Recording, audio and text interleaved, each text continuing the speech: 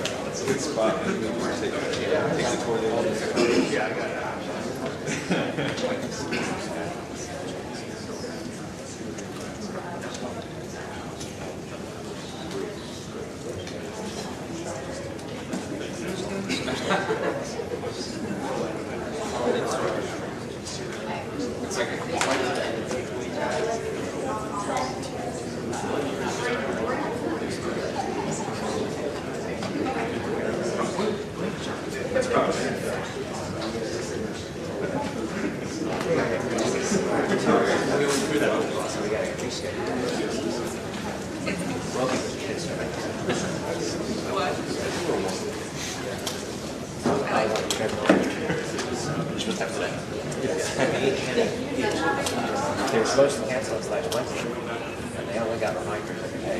I'm sure it was to include yesterday.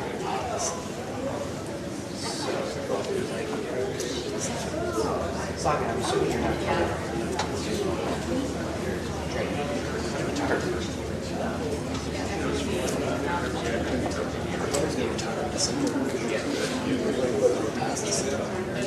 You did tell me. You told me too.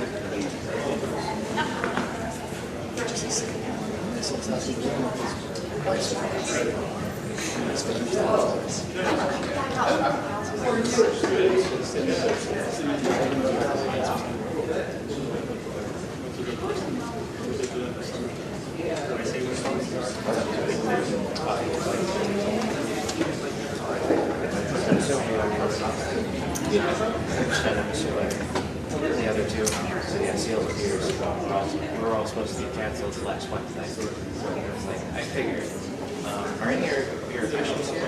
It was like 7 o'clock. I doubt it, but they probably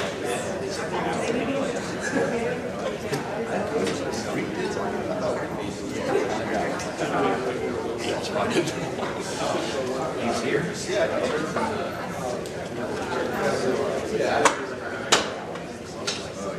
they won't be here. All right.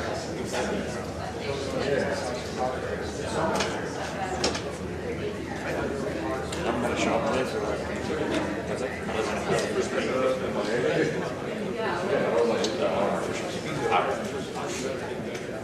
They're supposed to be. Actually, you're right. I didn't see any. Yeah.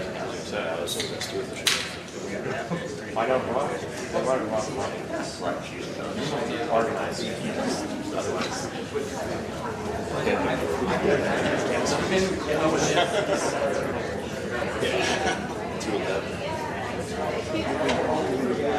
Two of them are fine. Last night when Riley was doing in session, like schedule. She's got golf course. Rose was there. She was also they're like looking at the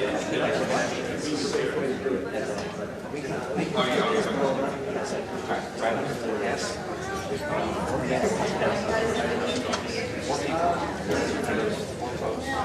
And the great person is free. Sure. Just write that in. Take it.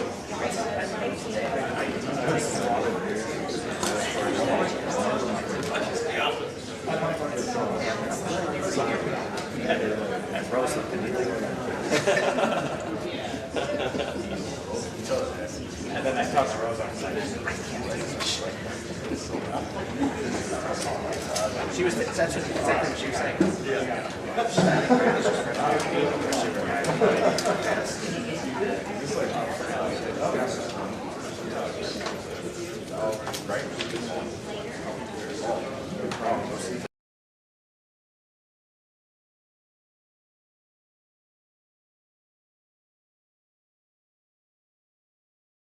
And now, more than ever, We need a DHS secretary who is a steady hand, who will provide thoughtful leadership, follow the facts, tell the truth, and hold agency officials accountable when they need to be held accountable. We need a DH secretary who is committed to the rule of law and who will protect and cooperate with independent oversight, whether that's from the Inspector General or from members of Congress.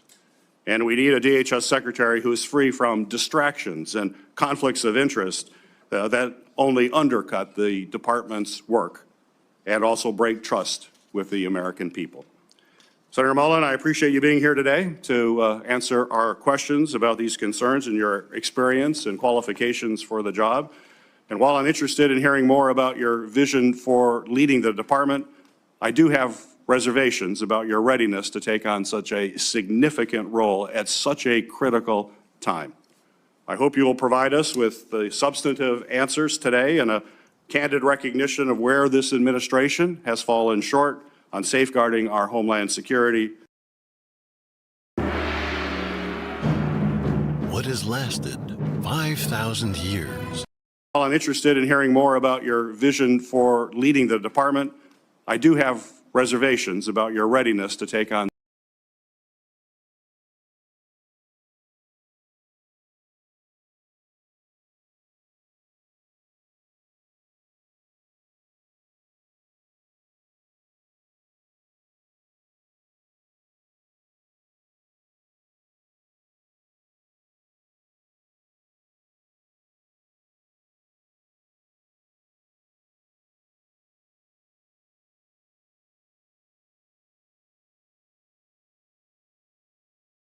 Security will come to order.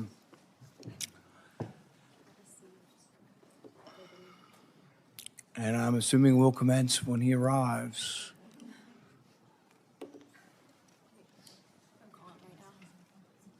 I think he's in the hall doing media.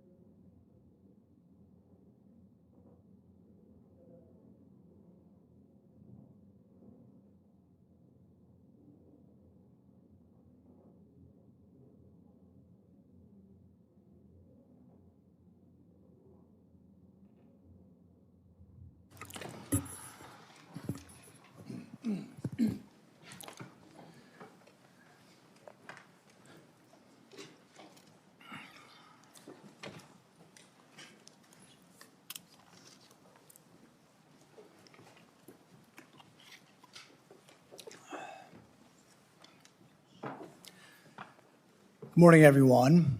I entered the Senate the same year that Representative Gabby Giffords was shot. I knew then that the state of political rhetoric was encouraging violence. I think it's imperative now, more than ever, that the leaders in our country disavow violence and lead by example. Through the years, I've personally been exposed multiple times to political violence. I was in the right field batting cage when the crazed shooter unleashed nearly 200 shots at our congressional baseball practice. I'll never forget Steve Scalise valiantly trying to drag his body away as the gunman continued. Later that year, a Trump-hating felon attacked me from behind in my yard. I was just straightening up from picking up a tree limb. I was wearing noise cancellation headphones, never saw him coming, running pell-mell down the hill. I was struck in the back. The force of the blow sent us through the air nearly 10 feet, down the hill until his shoulder impaled me as we hit the ground. 6 of my ribs were broken. 3 of the ribs were completely separated, such that for weeks, the ends of the ribs would grind upon each other. My lung was damaged. For weeks, I could inhale, but not have the rib strength to exhale. I developed 2 pneumonias. The pain was such that I could only sit up in bed by tying a rope to the foot of the bed and pulling myself up. But even then, the pain was that of 1,000 knives. Over the year of recovery, I began to cough up blood. I underwent removal of part of my lung. Complications led to an infection in the space between my lung and chest wall. I spent a week in the hospital having the infection lavaged every 6 hours through a chest tube. Recently, Senator Mullen, if you have time to listen, you were confronted by constituents that were angry because you voted against my amendment to stop all funding for refugee welfare programs. Instead of explaining your vote to continue these welfare programs for refugees, you decided to transfer the blame. You told the media that I was a freaking snake and that you completely understood why I had been assaulted. I was shocked that you would justify and celebrate this violent assault that caused me so much pain and my family so much pain. I just wonder if someone who applauds violence against their political opponents is the right person to lead an agency that has struggled to accept limits to the proper use of force. You might argue you were mad and upset about being confronted by your constituents. But Senator Mullen, your constituents are justifiably upset with you. By now, most of America knows that the Somali welfare fraud in Minnesota stole over $9 billion. But instead of defending your vote, you took to continue the vote to continue these refugee welfare programs, you chose to lash out at me. You went on to brag that you'd already told me to my face that you completely understood and approved of the assault. Well, that's a lie. You got a chance today. You can either continue to lie or you can correct the record. You have never had the courage to look me in the eye and tell me that the assault was justified. So today you'll have your chance. Today I'll give you that chance to clear the record. Tell it to my face. If that's what you believe, tell it to me today. Tell the world why you believe I deserve to be assaulted from behind, have 6 ribs broken, and a damaged lung. Tell me to my face why you think I deserved it. And while you're at it, explain to the American public why they should trust a man with anger issues to set the proper example for ICE and Border Patrol agents.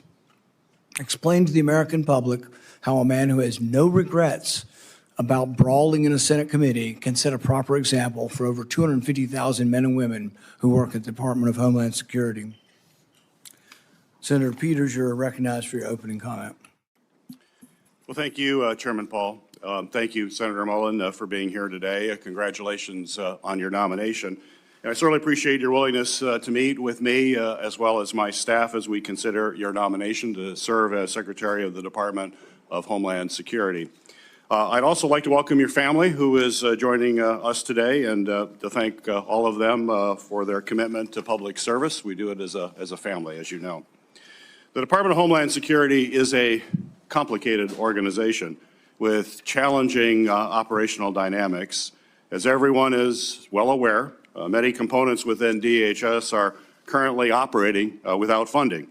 But let's be clear, Democrats are committed to funding TSA, FEMA, the Cybersecurity and Infrastructure Security Agency, and the Coast Guard while we negotiate much-needed ICE reforms.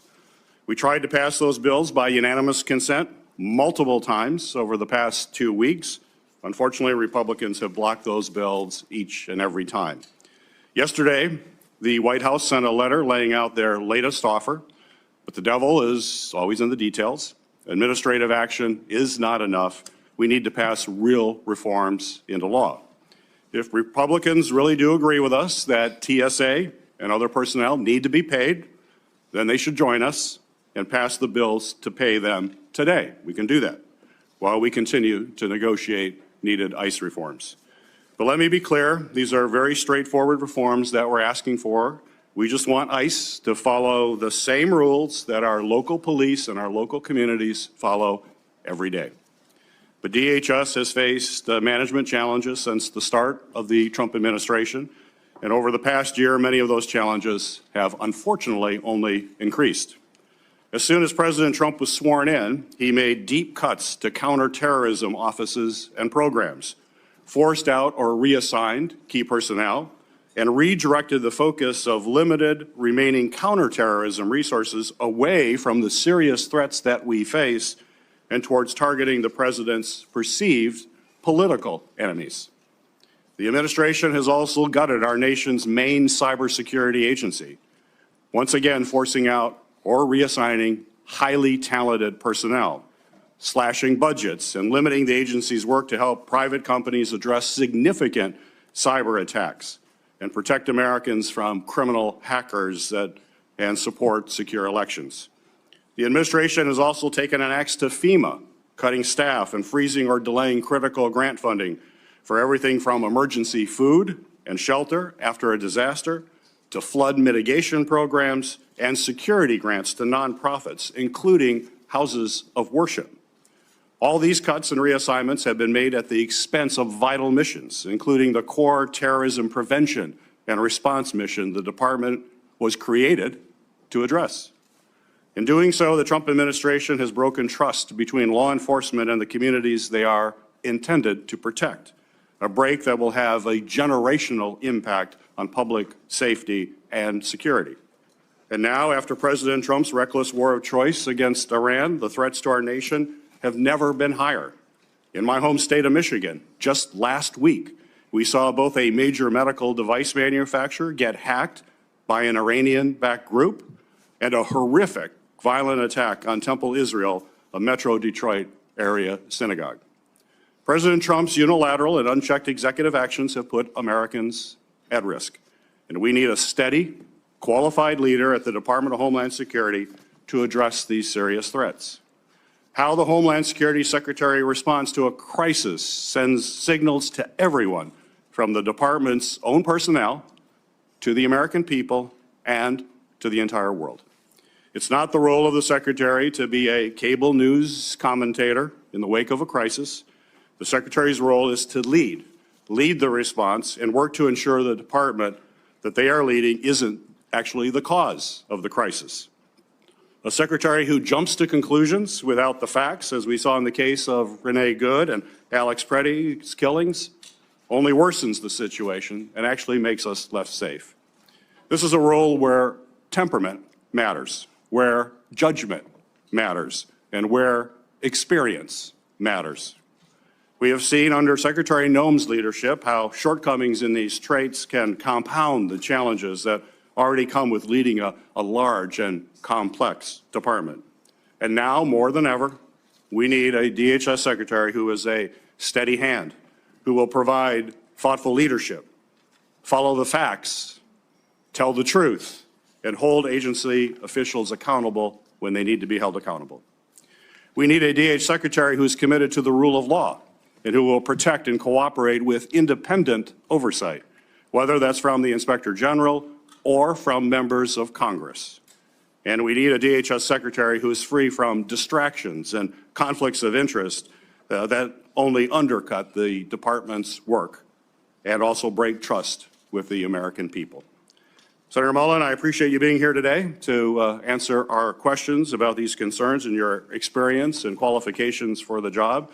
And while I'm interested in hearing more about your vision for leading the department, I do have reservations about your readiness to take on such a significant role at such a critical time.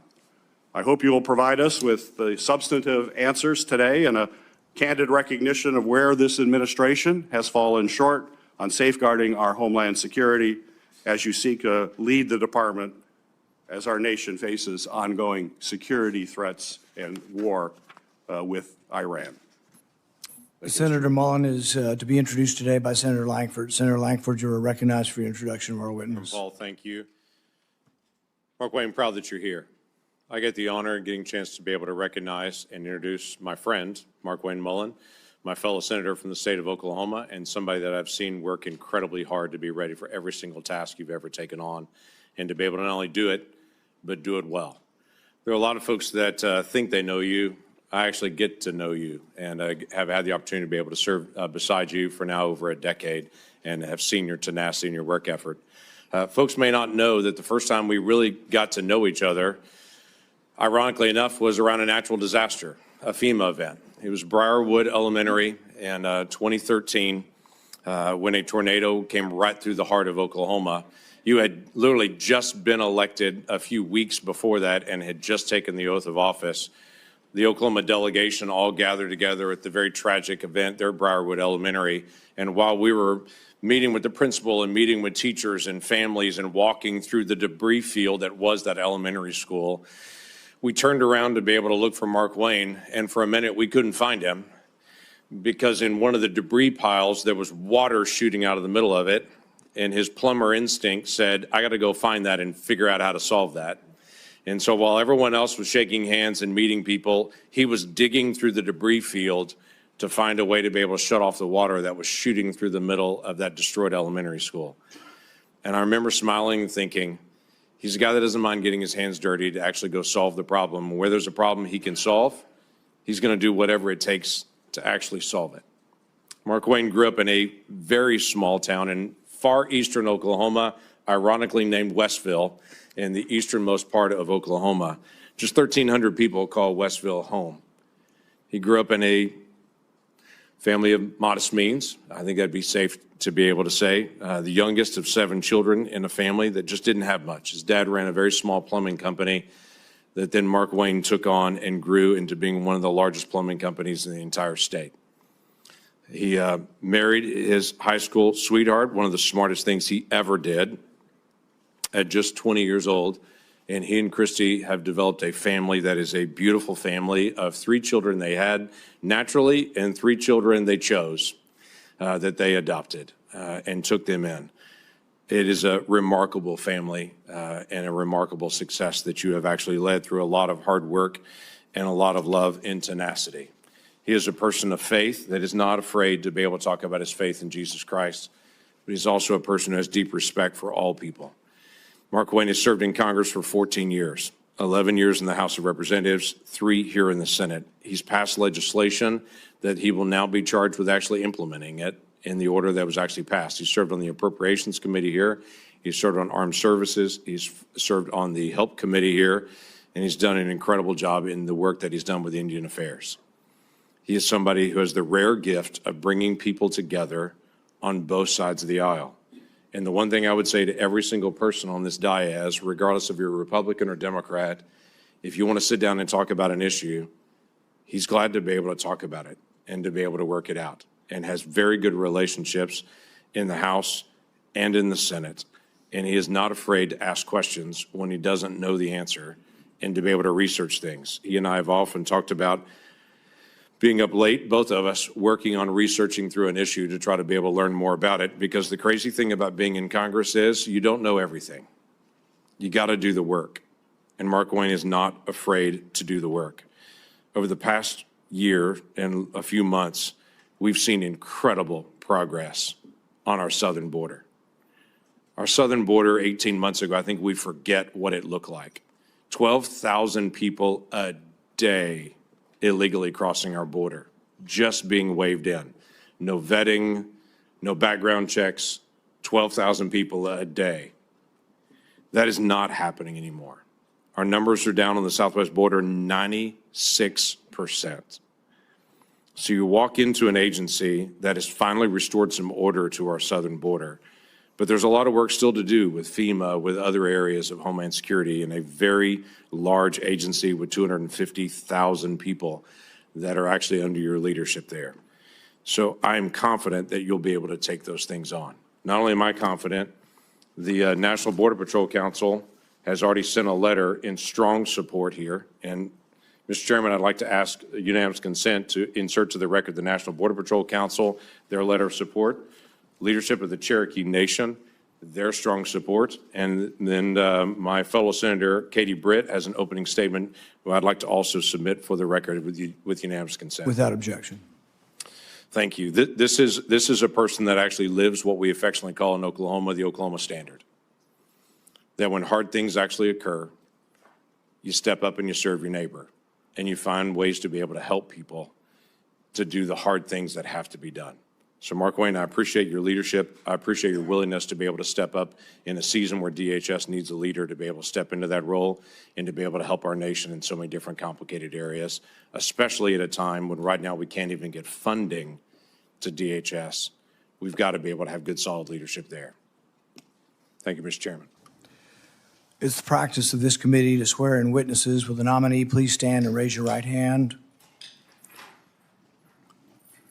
Do you swear that the testimony you will give before this committee will be the truth, the whole truth, and nothing but the truth? So help you God.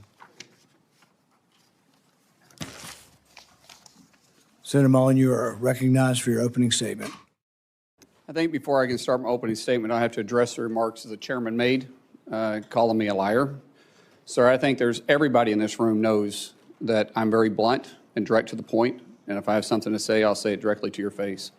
If you recall, back in my House days, we actually did have this conversation because of the remarks that I made. You were in a room. I simply addressed that I said I could understand because of the behavior you were having, that I could understand why the neighbor did what he did. As far as my terms as a snake in the grass, sir, I work around this room to try to fix problems. I've worked with many people in this room.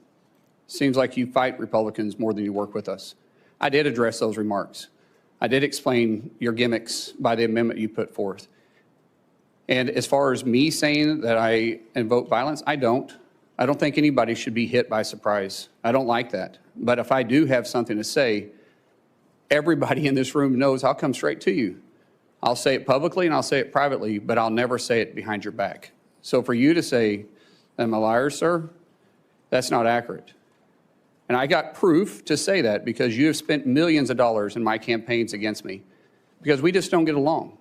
However, sir, that doesn't keep me at all from doing my job. I can have different opinions with everybody in this room, but as Secretary of Homeland, I'll be protecting everybody, including Kentucky, as much as I will my own backyard in Oklahoma. It's bigger than the partisan bickering that we have. It's bigger than the political differences we have. The truth is, I have a job to do, and I don't like to fail at anything at all. So I can set it aside if you're willing to set it aside. Let me earn your respect.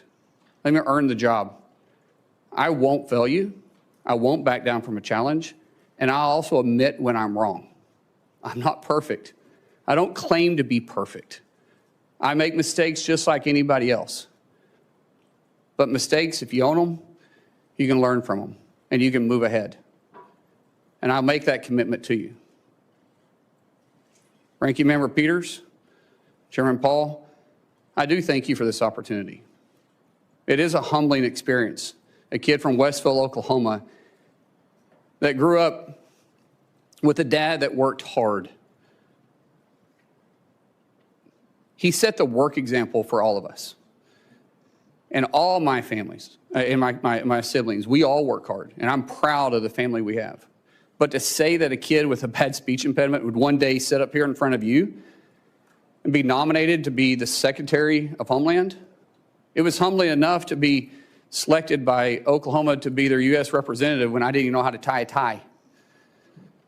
And 10 years later, to be able to be called a United States Senator and serve with all you guys. And I respect every one of you guys. I do. Regardless if I have an opinion about you or not, you were elected by your state, and I respect that. I may disagree with you, but I respect it because we all make decisions based on two things: the way you're raised, which never changes, and our life experiences, which constantly change. For me, to be able to have the love of my life behind me, somebody I literally fell in love with in third grade,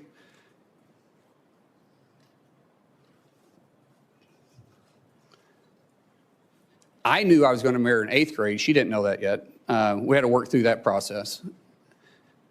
But at 18 years old, and I was 19, she agreed to marry me. I didn't have anything. I was on a wrestling scholarship, living in a dorm. She was cheering at Northeastern State University. I think she fell in love with my truck, because my truck was pretty cool. But the truth is, we didn't know what we didn't know, but we did know we loved each other. And I haven't been perfect. I apologize to her quite often and send her flowers all the time. But I still am humbled by the fact that we've got to enjoy this walk together. We've had God on our side and her right beside me. And to our 6 children who's been on this adventure with me, what an adventure it's been. We have a saying in our family: you're never going to change anything you're willing to tolerate. That's how we live our life, and that's how we move forward. And regardless of what's in front of us, we always take it on as a family. And I'm not scared of a challenge. I am scared of failure. And so I will work hard each day. I'll work hard to make the 280,000 employees at DHS with the 22 agencies that's underneath me proud. I'll show them somebody that no one will outwork.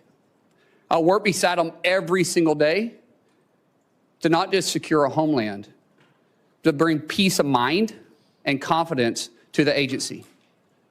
My goal in 6 months is that we're not in the lead story every single day. My goal is for people to understand we're out there, we're protecting them, and we're working with them. My goal is to make every one of you guys proud. My goal for those that don't support me, regret not supporting me. But we have to get DHS funded. We have to. My friends, we have to set the partisan side down. And we have to realize that we're putting our homeland and the peace of mind at risk for the American people. Sometimes it's political theater, sometimes it's true differences. But what we do know is that we're playing with fire. We have 280,000 DHS employees right now that are on day 30 without pay, and they're still showing up every single day to do their job. That is a dedicated group of people. And we should all be proud of them. We should all be working together, and we should all be trying to fund them. So I pray, seriously, I pray that we can get past this. That once this hearing is over and once we go through this process, I get it. I get some of it's got to be political theater. I understand it. I've had to really pray about my attitude. But I will say, once it's over, I hope we can work together and get them funded. So when I walk in, if I'm fortunate enough to be confirmed, if I walk in as secretary, that these guys are ready to go to work day one. So God bless you. Thank you so much for this opportunity, and I look forward to your questions. It's the standard practice of this committee for the chairman to ask nominees the following question. Do you agree without reservation to comply with any request or summons to appear or testify before any duly constituted committee of Congress if you're confirmed? I do. We'll now proceed to 7 minutes of questioning. The record should show, and I think will show, a lack of contrition, no apology, and no regrets for your support. You completely understand the violence that was perpetrated on me. You're unrepentant. The only thing you quibble about is whether I met you somehow when you were in the House. I don't think we ever met when you were in the House. And this idea that the only thing you're upset about is not that you were for violence. What you're upset about is that I called you a liar because you said it to my face. So it's really more about this machismo that you have. When in Oklahoma, the media asked you about the refugee welfare programs, the programs you voted to continue funding, it was this whole idea that you were going to transfer it because you were uncomfortable, your anger, low impulse control, causes you to then go after and decide that you're going to go after me as well. And so you say you completely understood that I was assaulted from behind, had 6 ribs broken and part of my lung removed, and that was just fine. That's something that you, I guess, approve of as far as resolution of political problems. When I talked to you privately on the phone, there was no apology. You just said, well, we can let our political difference, go by. And you said a few minutes ago, we can just set it aside. Well, political differences we can, but when you say that you agree with a felon, a Trump-hating felon who attacked me, somehow you think I'm just going to set that aside? Oh, it's no big deal. I lay in pain for 2 months, had 6 ribs broken, 3 of them separated, grinding upon bone for months, had part of my lung removed, and you think that's great and to be extolled. I mean, the sheer lack of any kind of self-awareness that you're going to be leading thousands of men and women who will have the use of force, and there's been great questions in our country about how that will be used, and you think a violent attack is just fine. So I guess my first question is, do you think that justifying that kind of violence sets a good example for the men and women of ICE and Border Patrol? Mr. Chairman, first of all, I didn't know the extent of your damage. When the phone call was made, I made it to you and I tried to talk to you. You didn't engage at all. In fact, you said, get your paperwork in. It's got to be 3 days in between. You offered no apology. Sir? And you offer no apology today and no regrets. Haven't heard the word apologize, haven't heard the word regret, haven't heard I misspoke and it was heated and I made a mistake. Haven't heard any of those words. Sir, actually, it wasn't heated, and I'm not apologizing for pointing out your character. Good. So you're jolly well fine, and you want the American public and the people up here to vote, that may or may not vote for you, to know that you supported the felonious, violent attack on me from behind. I did not say I supported it. I said I understood it. There's a difference. Oh, so that means you really didn't approve of it, just completely understand it. What do you think most people would interpret completely understand to be? Support for or a condemnation of the violence? Sir, as I said, we can have our differences. It's not going to keep me from doing my job as Secretary of Homeland Security. I'm going to secure Kentucky and take care of Kentucky as much as I am Oklahoma. If this were a one-off, it would be one thing. If you just disliked me so much that you approved of violence against me, people could just write it off. Well, maybe they hate each other. But really, there's a pattern of this. Let's go ahead and roll the tape. You know where to find me, any place, anytime, cowboy. Sir, this is a time, this is a place. If you want to run your mouth, we can be two consenting adults. We can finish it here. Okay, that's fine. Perfect. You want to do it now? I'd love to do it right now. Well, stand your butt up then. You stand your butt up. Oh, hold on. Big guy. Oh, stop it. Is that your solution every Hold it. No, sit down. Sit down. Look at you. You know, you're a United States Senator. Sit down. Active. Oh, okay. Sit down, please. All right. Can I respond, Mr. Hold Chairman? it. Hold it. If he got up too, would you have gone at it right there in the hearing room? I would have probably jumped over the dais at that point. You have to be called out on it. If not, this guy continues to get away with this stuff. And it's just, you know, it's silly, it's stupid, but every now and then you need to get punched in the face. Well, go back to the 1800s and 1700s. They used to have canings. And duels. And they used to have duels. Yeah. Right. And there was a way that men used to settle their differences. I ignored him 4 times prior to that. And people say, yes, you're supposed to ignore it. Well, you know, I'm not a very good Christian. I try to be a good Christian. And I know people say you're supposed to turn the other cheek. I prefer the David method. But we need to move from an almost. By the way, I'm not afraid of biting. I will bite. Biting? I'll bite. Yeah. I mean, a fight, I'm going to bite. I'll do anything. I mean, I'm not above it. And I don't care where I bite, by the way. It just is going to be a bite. In hindsight, any regrets? No, I really don't.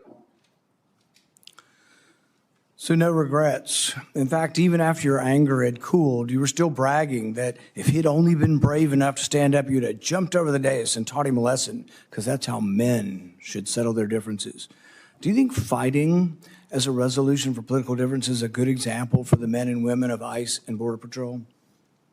As you can notice over my shoulder here is my good friend Sean O'Brien. Both of us have had conversations.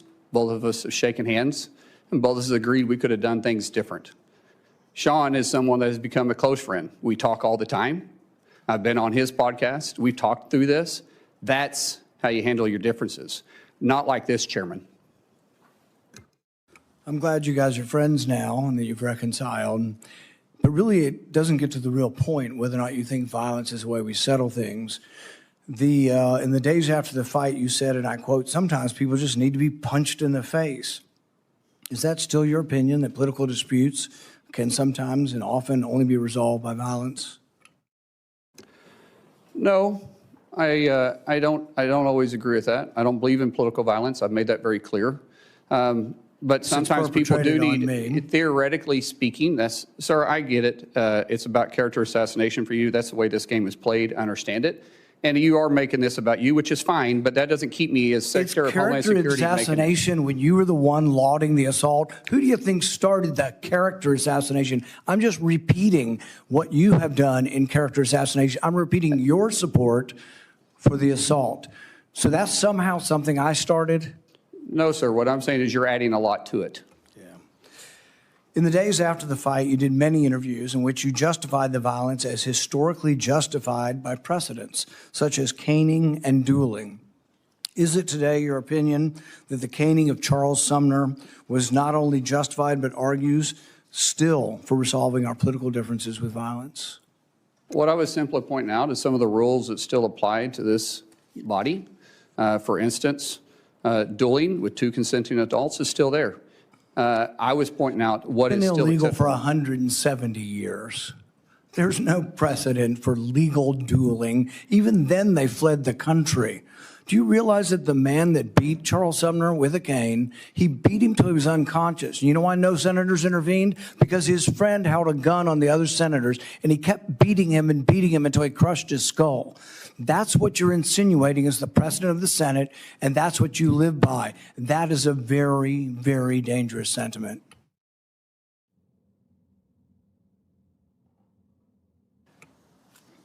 After a half a dozen victory lap interviews where you pointed out that the union guy was just lucky that fear kept him from standing up, Dana Bash asked you if you have any regrets about bringing violence to a Senate committee, and you replied that you have no regrets.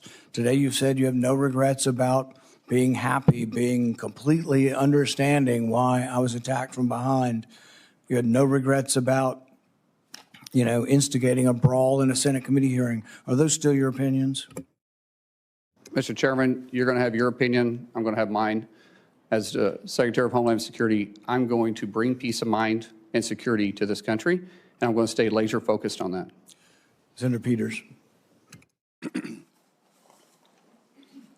Senator Mullen, you have made several public statements suggesting that you were involved in special security forces or combat operations overseas. In 2023, you said in a Senate Republican Conference podcast, and I'll quote, "There's another side of my bio that I don't ever talk about, nor will I. I had to go do something overseas." On March 2nd of this year, you told Fox News interview, quote, "War is ugly. It smells bad.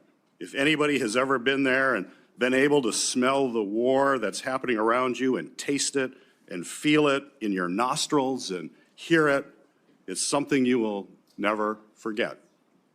On March 3rd, in a podcast interview, you stated, quote, "I did special assignments outside of DOD, now DOW. I never wore the uniform or the flag on my shoulder, but I might have been in the same area." Your statements in public interviews and your responses to the committee are, quite frankly, are confusing and they are inconsistent. And I'd like you to clear this up. You're under oath. We can clear it all up right now.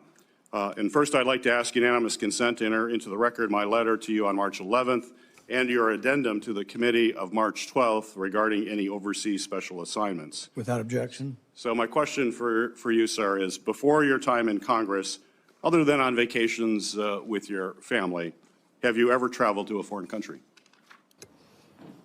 No. You've never traveled to a foreign country? Outside of vacation or mission work? No. Okay. Have you, your FBI report does show some travel. I think it was to Georgia and Azerbaijan. You marked that that was not for tourists? Are you referring to August of 2021 when we went to go get the Americans out of Afghanistan? I'm just That's saying. what that travel was for, which Okay. we did So clarify that. you have traveled. So you've traveled to Azerbaijan and Georgia. That was in your FBI report, although you just said you've never traveled. Sir, I thought you were referring to a different time, but in 2021, it was well documented. In fact, Okay. it was all over the news, and I actually did say that, and we put that down on the report. But that was us, which was all over the news, trying to go with a extremely experienced team. I've got other questions, thank Yeah. you. But so you have traveled overseas, despite your previous comment. Were you ever, excuse me, ever an employee, volunteer, or otherwise involved with the Department of Defense, State Department, or other U.S. agency or contractor for any of those departments? No. And Senator, I think there's a misunderstanding here that I could clear up if you want me to clear up for you. Please. Okay, so, which this is official trip, and it is classified. But in 2015, I was asked to train with a very small contingency and go to a certain area, which was scheduled for 2016. During that time, I was asked to go through, had to meet certain training qualifications, had to go through SEER training. The training and stuff was kind of fun. The SEER training was absolutely awful. And And I have spoken general about my experiences, but I've never spoke specifically on details, on dates, or on the mission. And that was official, and there was nothing in the report to the committee. Actually, it said you do not have to claim any official trips. And like I said, that was an official trip that is classified. This is an official trip while you were a member of Congress? Yes. 2015, 2016, I was a member of Congress. Some of it may be public, but it would be very small. Most of it, because of my recollection, which we're going back 10 years, I think there was only 4 people read in on it. So where was that trip? I just said it's classified, sir. It's classified. So the letter that we sent to you said that we need to have information of any of these activities. It said not official trips. Your paperwork was very clear, excluding any official trips. This was an official trip as a member. Well, we have more questions we're going to have to ask. When in the FBI report, I asked, is there anything in that report that is classified, that you were involved in any kind of classified operation at all? And there's none. So it was also excluding, it also said excluding official duties. It says that. And you guys had the paperwork in front of you, and it always says excluding official duties. We had this committee come to us and ask the same questions. We talked about doing mission work. We talked about doing mentorship. But they said official duties that was in your official capacity does not have to be talked about. So where did you smell war? Sir, I just said that this was classified. And the dates, locations, and admission, I've never spoke specifically details about. Well, we can get that information. That's fine. Mr. Chairman. You're welcome to get it. We will want to find out more information about that. That's perfectly okay, It's important Senator. to have the truth here and that you're portraying yourself in a truthful way. Sir, I'm not portraying myself in any way other than you're asking the question. I said I would try to clear it up for you. We'll continue to work on that. Thank you. After DHS officers shot and killed 2 American citizens this past January, you joined top administrative officials in publicly blaming and disparaging the victims. Following the killing of Renee Good, Secretary Noem called her a domestic terrorist. You, sir, you called Alex Preddy, quote, a deranged individual that came in to cause max damage. Could we expect those kinds of quick responses if you are confirmed as Secretary? Would you be basically, well, you responded as Secretary Noem. Are we going to just expect that same behavior all over again? No, Senator. I have a deep amount of respect for you. We've had our differences, but I do respect you. I think I said this privately when we had a conversation. Those words probably should have been retracted. I shouldn't have said that, and as Secretary, I wouldn't. The investigation is ongoing. And there is, like I said, there's sometimes going to make a mistake, and I'll own it. That one, I went out there too fast. I was responding immediately without the facts. That's my fault. That won't happen as Secretary. So you regret that statement? I already said that, yes, sir. Would you want to apologize to the family of Alex Preddy? Well, sir, I just said I regret those statements. Is that the same as an apology? I haven't seen the investigation. We'll let the investigation go through, and if I'm proven wrong, then I will absolutely. How would you characterize your relationship with President Trump? He's a friend. How frequently have you spoken with him in the past year? Often, most of the time about my family. If you want to explain the friendship, I'll tell you. My wife will tell you the same thing. When someone loves your kids when they're going through a difficult time, like we have, the amount of outpouring of support from the president and the friendship we saw going back to 2000 or 2020 was quite remarkable. And so I speak to the president from a friend level more than I do a policy level. Okay. I have more questions, but my time is up. Thank you, Senator. Doing it in a second round. Thank you. Senator Moreno. Thank you, Mr. Chairman, and thank you, Senator Johnson, Senator Langford, for letting me skip the line. I have to, unfortunately, go to Dover for the dignified transfer, so I appreciate taking the time. It's not often that I get to ask questions for somebody who I've known for a long time, meaning in politics, 2.5 years is a long time. I've gotten to know you as a friend, as a colleague. I've seen you interact as a dad. I've seen you interact as a husband. And I just want the American people to know you're a good man. Thank you. That doesn't always go through all the political shenanigans. And maybe you're not going to replace Shakespeare as the next greatest orator on earth. You talk from the heart. And that's okay. You are who you are. You don't, and I think that's what you don't apologize for, is just being yourself. And sometimes we're imperfect. We don't do the 20-person focus group every time you say a word. And I think that's what people like about you, Mark Wayne. So I appreciate you being here. I honestly just have one question for you. Do you pledge to support and defend the United States of America nearly as much as you would protect and defend your family? Without doubt, sir, yes. So I'm going to ruin everything for the audience. You will be confirmed. You will have the job, and you're going to make this country safer and better. And for that, I thank you and thank your family for supporting you. So I will use the rest of my time now to make a little case to the American people. We have 260,000 families that have not received a paycheck in over a month. 260,000 American citizen families who have not received a paycheck in over a month. None of those people are in charge of policy. There's not one of those families that makes policy decisions for the most part. That's on the people here. There isn't a single human being on this dais that has missed a paycheck. Every single one of us has gotten a paycheck the last 30 days and before that. And yet we sit here and we do political theater.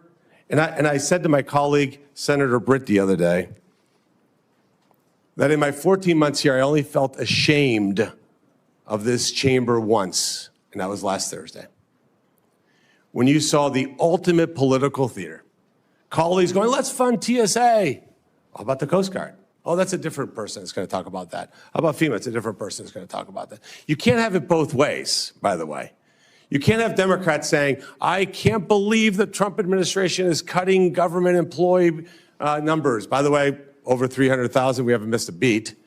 And yet at the same time, not pay people who are actually showing up for it. That seems decently incongruous. We can't say President Trump isn't defending the homeland. Well, he is absolutely doing that every single day. And yet we're allowing these agencies to not be funded. And I have tried really hard to learn how this place works. This is all very new to me. And I remember many, many Democrats saying to me, we have the constitutional duty to fund agencies through appropriations.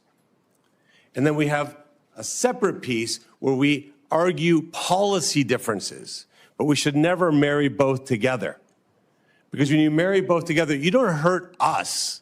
You don't hurt the people here in D.C. You hurt the men and women who are going to work every day to defend this country. And that's a disgrace. I actually don't know how you would sleep at night knowing that you're hurting families like that. People can't make their rent payments, can't make their mortgage payments. Their cars are being repossessed. They're having to tell their kids they can't send them to dance recitals because they did everything right in life except got a job with the Department of Homeland Security so that a politician can make a 30-second video online and then use it to fundraise for the next election. That's disgusting. So let me just say this. What are we not talking about? You know, the ranking member said, oh, look, we said we'd fund. He's not paying attention right now, which is fine. We said we're going to fund FEMA. When you guys are done talking, I'll continue if you like.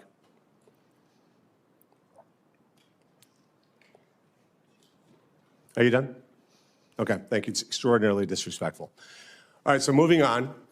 You said you're going to fund all these agencies. Here's ones that you haven't funded. USCIS, near and dear to my heart. Near and dear to my heart. That's how I became a U.S. citizen.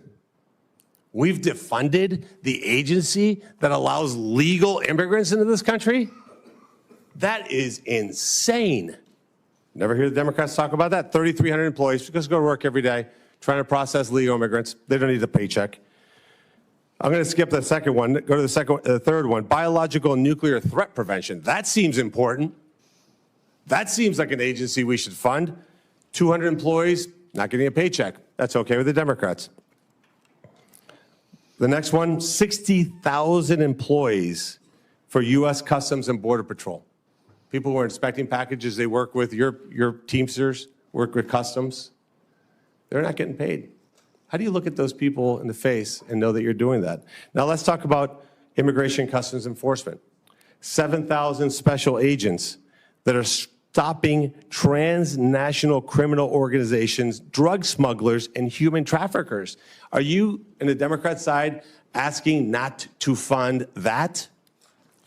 Because ultimately, what this is about is defunding ICE and law enforcement. Are you suggesting that we not fund an organization that attacks transnational organizations? Be specific. Be specific when you say you don't want to fund ICE. I want you to say the words, we do not want to fund 7,000 special agents that are in charge of stopping transnational criminal organizations, drug smugglers, and human traffickers. This job isn't complicated. The American people send us here to get things done, and yet for the third time in 6 months, we've shut down this government with total impunity. They will go home and just make social media videos and try to blame Republicans. It is a disgrace. It's even more of a disgrace, honestly, that you talked about the respect that Senator Mullen shares. You guys have side conversations, don't listen, and that's fine. You don't have to. But what I'm going to do now is I'm going to leave. I'm going to go pay respects to 3 soldiers who died so that we can have the liberties that we enjoy here. And you guys continue with political theater, personal attacks, whatever you can do. I know that is a good man. I will vote for you. Our Republican colleagues will vote for you. You will get confirmed. You will do a great job, and you will make this country proud, Mark Wayne. Thank you, and thank you for standing by a great American person. Senator Hassan. Well, thank you, Mr. Chair. Before I start with my remarks and my questions, just with regard to Senator Marino, who has left the dais, the American people should know this. ICE is right now funded with more money than it's had in past budgets. And the partial limited shutdown that we have right now has nothing to do with ICE. Meanwhile, Democrats have consistently over the last week moved to fund the rest of the Department of Homeland Security, and the Republicans have blocked that funding. So let's just be clear about what's happening here. Now, I want to congratulate Senator Mullen and Christie for the nomination. I know your family is very proud, and I know how much you love them. I also want to thank Chairman Paul for speaking so openly about a really difficult thing, which is the actual physical impact of violence, and in this case, political violence. It is a hard thing to do, but it is a really important thing to do at this time in our country's history. So thank you, Chairman. The Department of Homeland Security was created in the wake of the September 11th terrorist attacks with a clear mission: to keep our country safe, secure, and free. The department's work includes counterterrorism operations, disaster recovery, physical and cyber protection of critical infrastructure, and immigration enforcement. The stakes for the success of the Department of Homeland Security could not be higher. And that's also why Granite Staters and Americans of all stripes have been deeply concerned about what they've seen from the Department of Homeland Security under this administration. People have been rightfully outraged about the lawlessness from the department's leadership, which has not only resulted in the death of 2 American citizens, but has also led to the hollowing out of agencies like FEMA. So to Senator Mullen and my colleagues, what happens here in this room today is not nearly as important as what happens at our border, on our streets, in our communities, and in our businesses tomorrow and every day thereafter. So, Senator Mullen, I'm going to start with a question I have asked every one of the president's nominees. If directed by the president to take an action that would break the law, would you follow the law or follow the president's direction? Senator, thank you for the questions and thank you for the concerns. First of all, I've enjoyed working with you on several different issues. We've had very blunt conversations. To answer your question, the president would never ask me to do that. Well, certainly everyday Americans who have served on juries would disagree with you about that. And the example he has set calls into question that answer. So, Let's Senator, move, sir. yes. I have limited time, as Okay, you yes, well know. go ahead. In the past 14 months, Secretary Noem has fundamentally broken the American people's trust in the Department of Homeland Security. The top priority of whoever leads this department next must be to rebuild this trust. If confirmed to lead the department, how will you be different from Secretary Noem? Senator, I think I've said this in a private conversation too. I love Senator Noem's family, and I consider them friends. But everybody has different leadership styles. And throughout my businesses, when I would have to transfer one manager to the next or one executive to another area, and now you bring in a different one, they all have different management styles. My management style is empowering people. And as I said in my opening statement, I want to protect the homeland. I want to bring peace of mind, and I want to bring confidence back to the agency. I'm not going to be the smartest guy in any room I walk into, but I know how to get talent, and I know how to bring those people together. Let me interrupt you again. I'm Yes. sorry, sir, That's okay. because our time is limited. But let's be really clear. What Secretary Noem did was give the green light to lawless behavior. Are you going to give the green light to lawless behavior? I will operate within the parameters and the policies and the laws that you guys set for me. And the Constitution I don't of get the it. United States. Of course, the The Constitution Fourth of the United Amendment, States. among other things. Of course, the Constitution of the United States. I'll swear to uphold that when I get sworn in. But be very clear, I don't get to choose the laws that I enforce. You guys pass the laws. I enforce those laws. Right. And the reason why we haven't had... shooting a protester who was exercising his First Amendment speech and carrying a lawfully licensed gun is not a lawful behavior. Now, let's move on to another issue. Granite Staters pushed back hard against ICE's plan to build a detention center in Merrimack, New Hampshire. And despite poor communication from the department, eventually Secretary Noem canceled the plans for this facility. Senator, will you ensure that the Merrimack plan remains off the table, or will you consider restarting it? Ma'am, I haven't seen the facts behind it. As I stated when we spoke in your office, I will work with you on this. We want to be good partners in your state and in your community. I don't know the strategic purpose of it. I don't know what has happened, so it's hard for me to state something that I haven't got briefed on. But I have made this very clear to you in private and here too. I will work with the community leaders and make sure that we're delivering for the American people what the president set out. I appreciate that. In follow-up conversations with my office, ICE refused to comment on opening new facilities elsewhere in New Hampshire. They've said they won't do it in Merrimack, New Hampshire. But will you commit to me that ICE will not open any new facilities in New Hampshire or elsewhere in the country without the support of the local community? Ma'am, I will work with the local community, and I'll work with you in your office. I won't be able to speak to that until I understand the risk and the reason behind delivering the mission that's set in front of us. We got to protect the homeland, and we're going to do that. But obviously, we want to work with community leaders. We want to be good partners, and we're going to work in your state as hard to make sure we build relationships and work in that manner. Well, look, I will be here for a second round of questions because I have a lot more. But let me just point this out. Americans want to secure their country.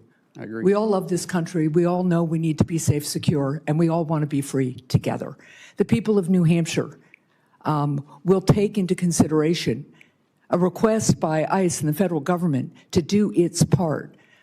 But transparency and local control and respect of local people throughout New Hampshire and throughout the country is an essential piece of our democracy. And what I've been hearing from ICE and from other DHS folks is, well, the pushback's too hard. You either can make the case for these facilities and explain how you're going to support the local community and deal with the fact that they'll lose property tax dollars, for instance, or if you can't make the case, it shouldn't be built. So I really would encourage the department and all of us to remember that this is a government of by and for the people, and if you can't make the case to the people, you shouldn't be doing it. Thank you.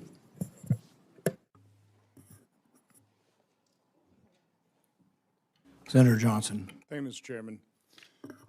So, Mark Wayne, I'm going to use my time completely different than how I was going to when I walked into this hearing. I can't top what Senator Moreno, the comments he made about how unconscionable it is that we're not funding and we're not providing paychecks to those 260,000 men and women that you will be soon leading. Other than working with no labels, we don't serve on the same committees, have never gone on Codell together, and that's oftentimes how you get to know our colleagues. So I don't know you as well as some of the other people on the dais here. Certainly within conference, we've seen each other interact. We share a couple things in common. I think we're both pretty passionate about our love for this country, about trying to fix the enormous messes left behind by President Biden, Democrats. We wear emotions on our sleeves.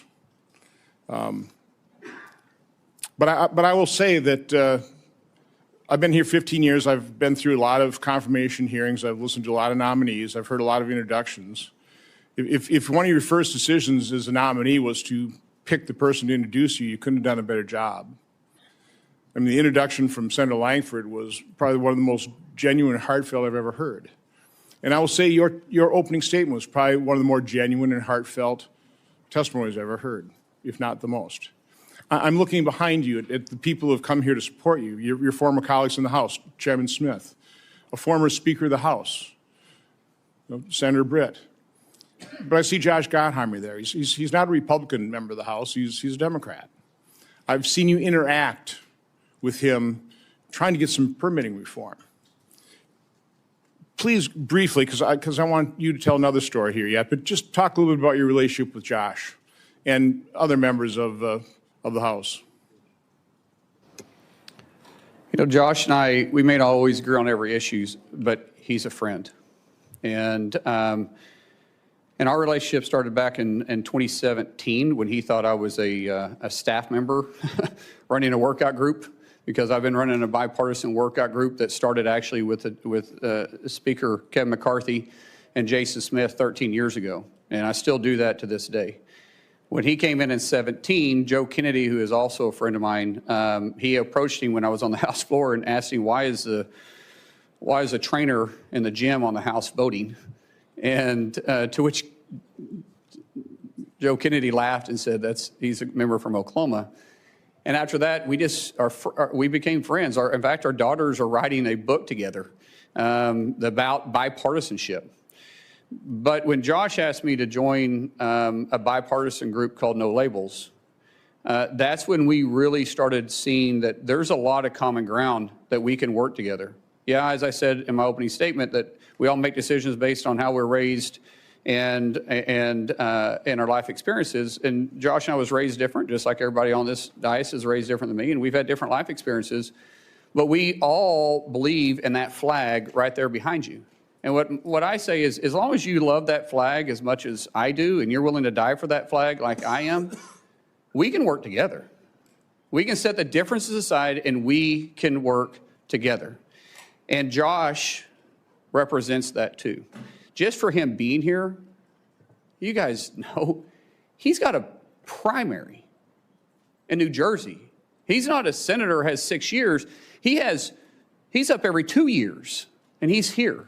That's a friend that says, hey, my political differences are beside, I still like you. I cannot tell you how many members on the Democrat Party, which I love and respect and I understand the politics, have came up to me since this nomination and say, hey, I love you, but I'm running for this office, but I'm running for this office, but I'm up for re-election. I'd be killed in my state. In most cases, I would support you, but. And it drives me crazy, but when you see a real friend like that, run through fire for the guy. So again, this is a nomination hearing, and from my standpoint, when you're trying to select somebody to run an operation, you want somebody with integrity, somebody with that passion toward the mission, keeping this nation safe, having this love for this country. It's also, I think, incredibly important that when you're serving the administration, you have a good relationship with the president. It doesn't work so well. I know you've got a good relationship with the president, and you told me a story, and I want you to repeat that story of your son who was grievously injured and a visit that the President of the United States made to that hospital, I want you to tell the story, because I think it's important that people understand why you are loyal to President Trump. I'd like them to hear a different side of President Trump as well. Yeah. But I think also that'll serve you well as his Secretary of Homeland Security. But just tell that story. Ron, I'm going to try getting through it without crying then.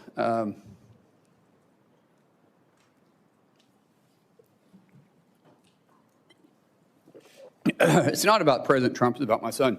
So my son was a really world-class athlete, and January 17th of 2020, which mind you was an election year, he had a really serious brain injury. Woke up 26 hours later and he's a different kid. We almost lost him. For 26 hours, he had an extremely low pulse. There was a time they thought that they lost his pulse altogether. And when he woke up, he was just different. I mean, here you had a world-class athlete that wrestled all over the world since he was 12 years old, and he couldn't touch his nose. He couldn't walk without shuffling his feet. He had short-term memory loss. He couldn't control his muscles. Couldn't add 5 + 3. He was in high school at that time. Had to learn how to read, walk, everything. And the president found out about it, and he gave me a call immediately. And one thing that the president joked about was, like, he said, let me get this straight. He doesn't know who you and Christy are, but he knew who I was, because the only question you got right is who the president was. And he said Trump, with this cocky grin on his face. And but the president didn't understand the severity of it, but he heard it in my voice, and immediately he went to work. I told him we had to get to Bakersfield, California, to the Center for Neural Skills, which is one of the best neural rehabilitation places in the world. And the president offered to send his plane, his personal plane. This is the president of the United States. And I said, sir, we can't fly, we got to drive. We get there, and he called almost every day for 2 weeks checking on Jim. And then he says, I'm going to come see him. And now this is the middle of the election. This is Bakersfield, California. Really not an area he's got to go campaign. And he took the time to come up there and see Jim. And the center told us that the short-term memory loss something would trigger it. Some big event would eventually trigger where he'd start retaining stuff. Until then, he was still having issues. And the president arrived, and of course there was cameras and everybody around, and of course none of the media ever talked about it, which was funny because the president called him on stage and talked to him. And then we went to the back, and the president didn't talk to me. He didn't know I was in, I mean, he didn't care if I was in the room. Here's a guy that's been over, and his tie is about as long as my son, because my son's, it stunted his growth, and so he's 5'3" the rest of his life. And his team came to him twice and said, sir, we got to go, we got to go. On the third time they came over to him, he looked at him and he says, hey, I guarantee you that plane won't leave without me. And for the next 15 minutes, he did nothing but love on my son.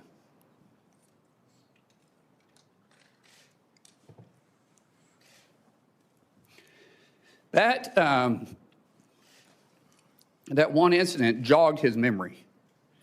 And from then on, he started retaining things. And Jim's attitude went from this, you know, we're going to get through it, to this, I'm going to get through it. And every week, if not most days, the president would call and ask how he could help. Ask how's his buddy doing? How's Jim doing? He didn't do it for publicity. He didn't do it for any show. He was running in one of the toughest elections he had been in, and the guy was still that concerned about my son. When we got released for a little bit, we had to go back. When we got released a little bit, the president said, come to Mar-a-Lago and see me. We go down there, and it's amazing. And when we're leaving, dang it, I hate getting emotional. See, if I talk about my kids, I get emotional. Other than that, you can't make me cry. But my kids do make me emotional. That's actually a good thing. Yeah. So anyways, he grabbed my son, and he said, do you know why I love your dad? Do you know why I love your dad?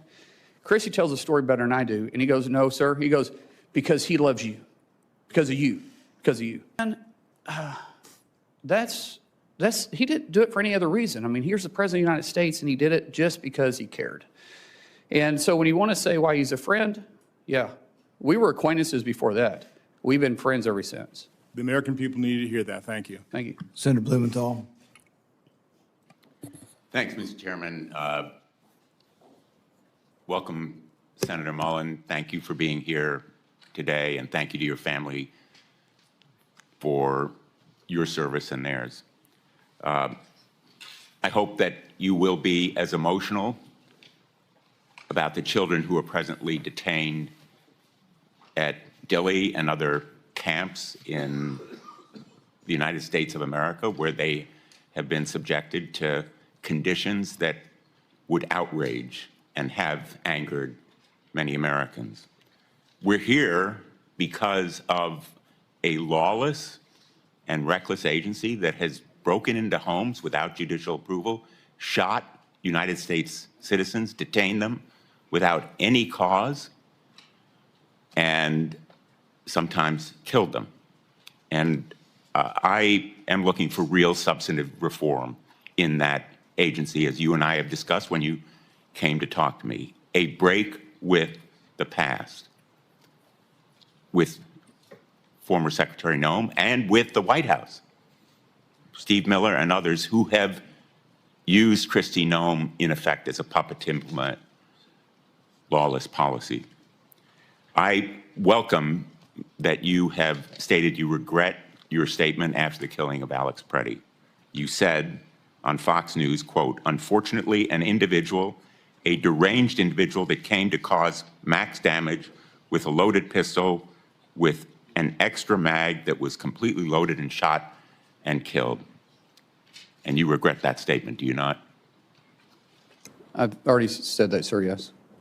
And what about what you said about Renee Good after she was shot and killed? You appeared on CNN and you were asked whether you believed the shooting was justified, and you replied, quote, "Absolutely."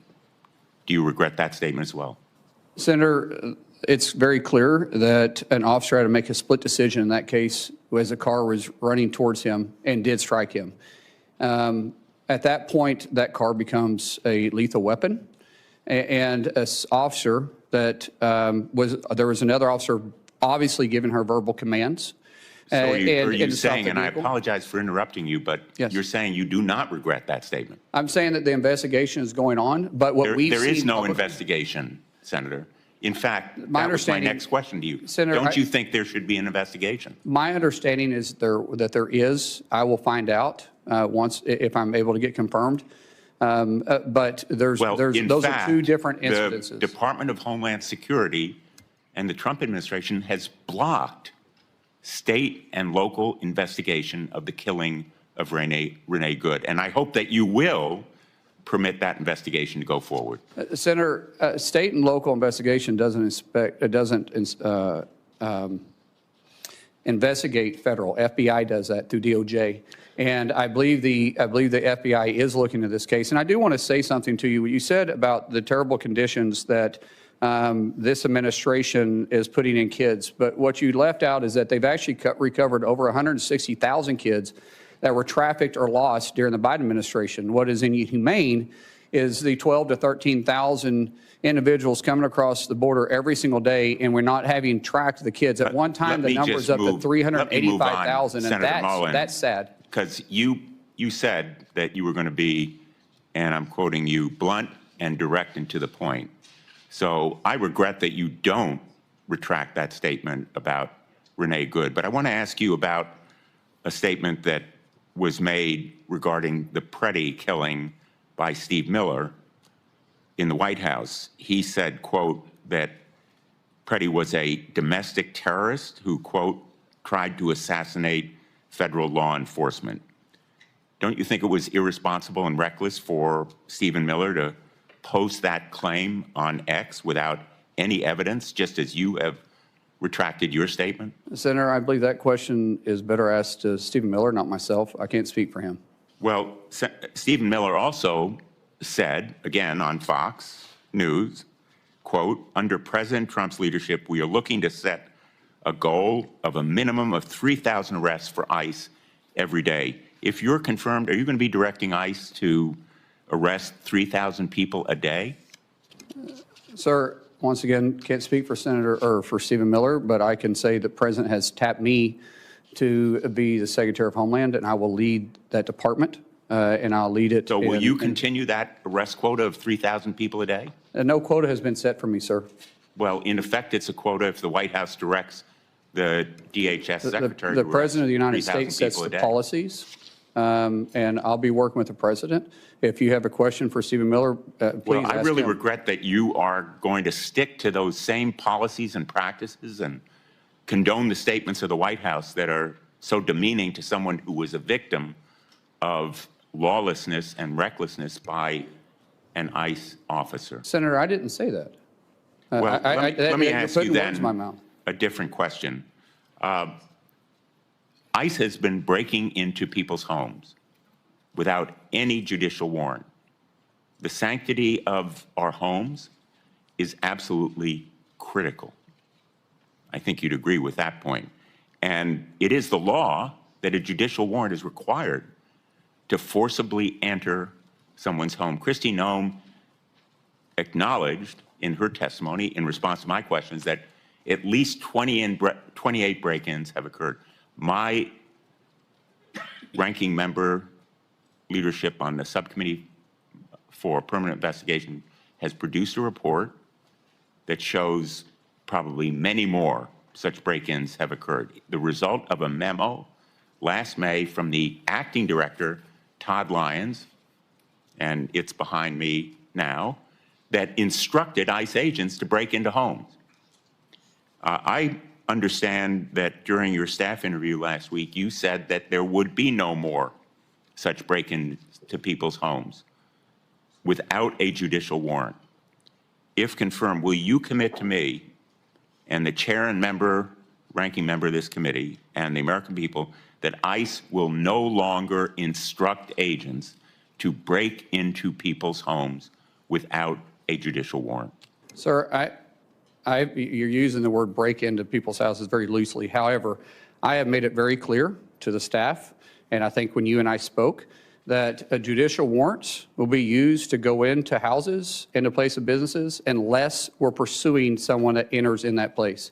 I have not mixed words with that, and I haven't changed my opinion about that. A whistleblower testified to our hearing that, in fact, ICE agents have been instructed as part of their training to forcibly enter. I know you don't like the word break-in, but forcibly enter is breaking into somebody's home, bashing down the door, terrorizing children, instructed them to adopt this policy. Will you commit that no longer will ICE agents or CBP agents be instructed to forcibly enter people's homes without a judicial warrant?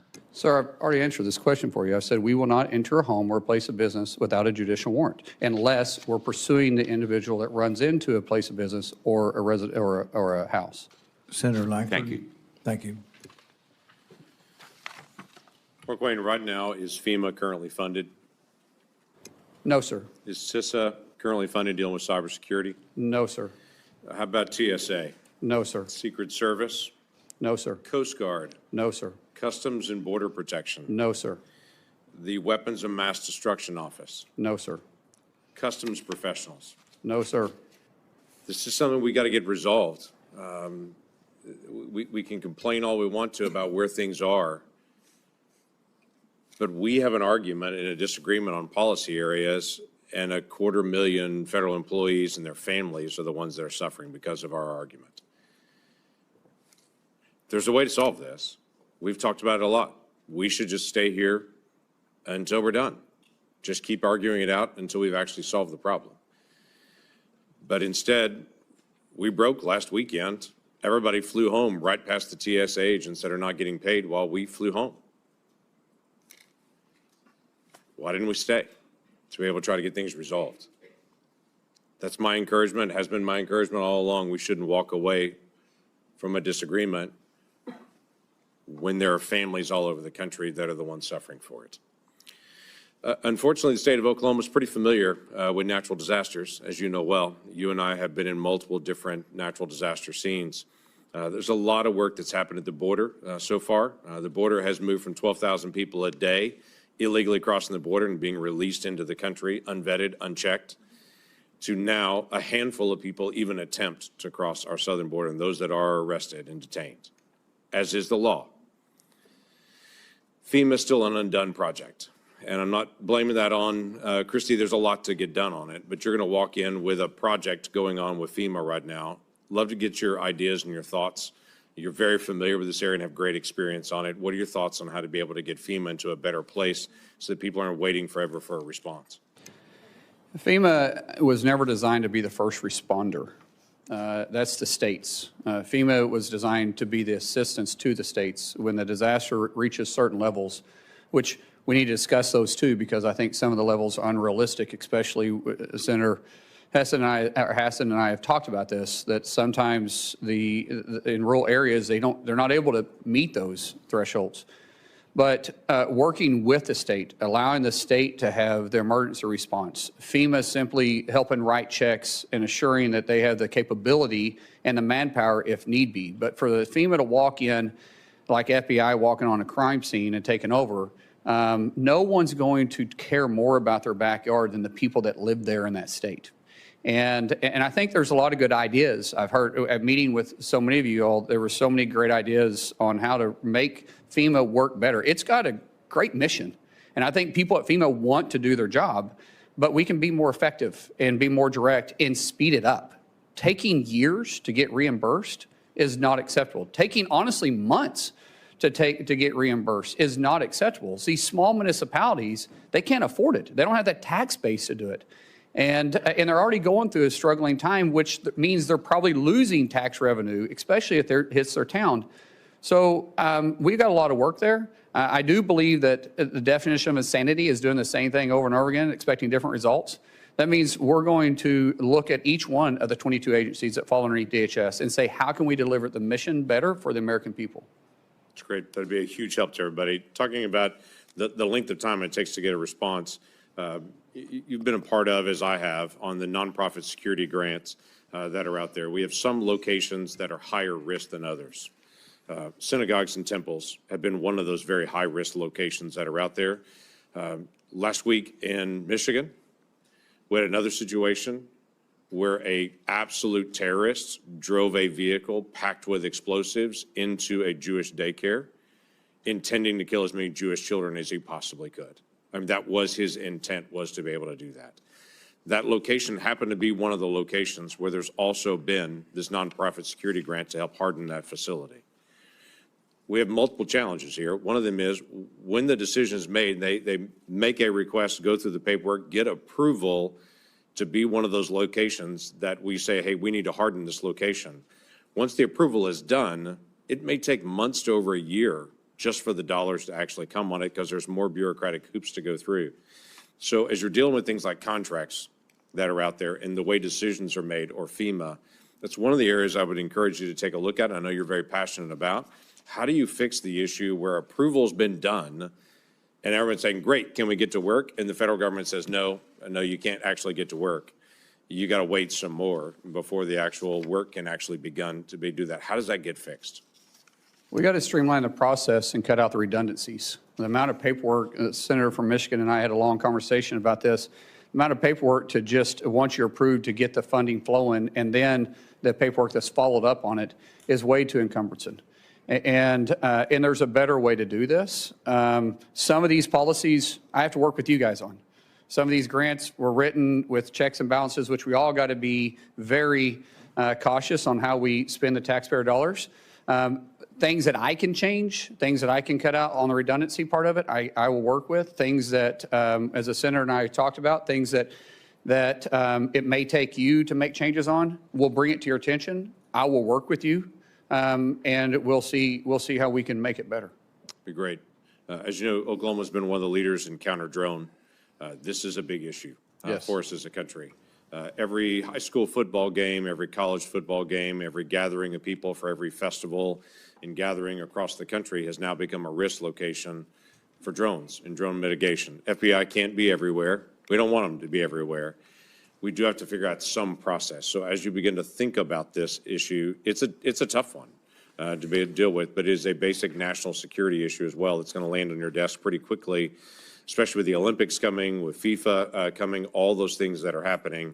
We got to be able to figure out how to do counter drone and to be able to not just identify there it is, but to also mitigate the risk. What are your initial thoughts? Well, I'd love to speak about that. With funding, talking to some of our agency heads, with a lack of funding right now, we have people quitting because they got to go to work. meeting these demands are even going to be tougher. So we just talk about FIFA, for instance, and then you talk about 2028, which is going to be the busiest year of DHS in history because we have the Olympics and we have the presidential election going on. It'll take 4 months once funding comes in to start replacing those that we've lost for training before we can get them out in the field. We don't have 4 months with FIFA. But that's what, and how do we expect these people to stay on the job and work? We're losing institutional knowledge. We're losing people we've already trained, and it's going to be difficult to deliver this mission. The way that I understand is we're behind in UAS, and we're behind in FIFA right now on actually delivering the mission that we have to. We're also behind in reimbursing local communities that's also working with us. That's going to have to take a tremendous amount of focus and partnership. And we, like I said in my opening statement, failure is not an option, so we've got to deliver. But sometimes when you have to rush like this, especially trying to get people on the job because we just quit funding them for the third time in less than a year, and we expect these people to keep working, it puts the mission at risk. And we have a lot of work to do here. Yeah, thanks for stepping up. Christy, thank you. This is a strain on the family and everything else right now. So thanks, y'all, for stepping into this role. Look forward to supporting your nomination. Thank you. Senator Kim. Thank you, Chairman. Senator Mullen, thanks for coming out here. I wanted to just start. Secretary Noem said in a cabinet meeting about almost exactly a year ago today that we should be eliminating FEMA. Can you commit to us here that you don't support that approach and you wouldn't attempt to eliminate FEMA? As I said, I think it needs to be restructured, not eliminated. I think there is going to be bipartisan support for reforms. I think we all understand that, and we certainly saw a lot of problems when it came to Superstorm Sandy. I asked Secretary Noem to work with us, especially as they were going about their FEMA Review Council. I'll be honest with you, that never materialized. We did not see the kind of engagement here that we're ready to have. We have a bipartisan group of senators that want to come up with reforms. Is that something you can commit to working with us on? Senator, I think all of us that's been either in the House or in the Senate always complain about the outreach of agencies. I will make a commitment to you that I'm going to have the best. It's going to take a couple months to stand it up, but we're going to have a ledge affairs shop that you're going to know who the person is. We're going to work with you, but most importantly, I think everybody on this dais has my personal cell phone. That cell phone isn't going to change. And if you call me, you're going to get a response. If you text me, we're going to get a response. So when we have this FEMA Review Council report finally come out, is that something you'll come to us first and engage with us on rather than just implementing straight out from the executive branch on your own? Senator, I'm pretty sure that you guys set the policies and the mission for FEMA. So for any serious changes, it may take actually policy changes. And I will be in your office talking to you about it. I appreciate that, but we've seen a lot of significant problems happen. For instance, we saw about 2,400 staff cuts at FEMA. And again, we're not talking about the reforms, but we're talking about those that are trying to respond to these disasters every single day. So I wanted to ask if you're confirmed if you will stop these dangerous staff cuts that have reduced FEMA's disaster readiness. Senator, I'm not trying to play politics, but what's been the biggest disaster is not funding them 3 times in a year. However, you know, some of these agencies under the current administration, not some, all of them got very bloated with having too many employees. You think there's still too many staff at FEMA? Senator, I can't answer that. When I get there, we'll be adequately staffed to respond to our nation's disasters. But it's going to take some time to get there because, like I said, people are quitting today because they're not getting paid for the 3rd time in a year, and we can't allow that to take place. I agree, and I hope that we can move forward on that. But one thing that has demonstrated a lack of priority by this administration is the fact that we never actually had a full nominee for FEMA. So I just wanted to ask, do you agree that we need an actual nominee to be a full FEMA administrator that has real experience in emergency management? Absolutely. We're already looking at some in the case that we do get confirmed, which I'm hopeful we do.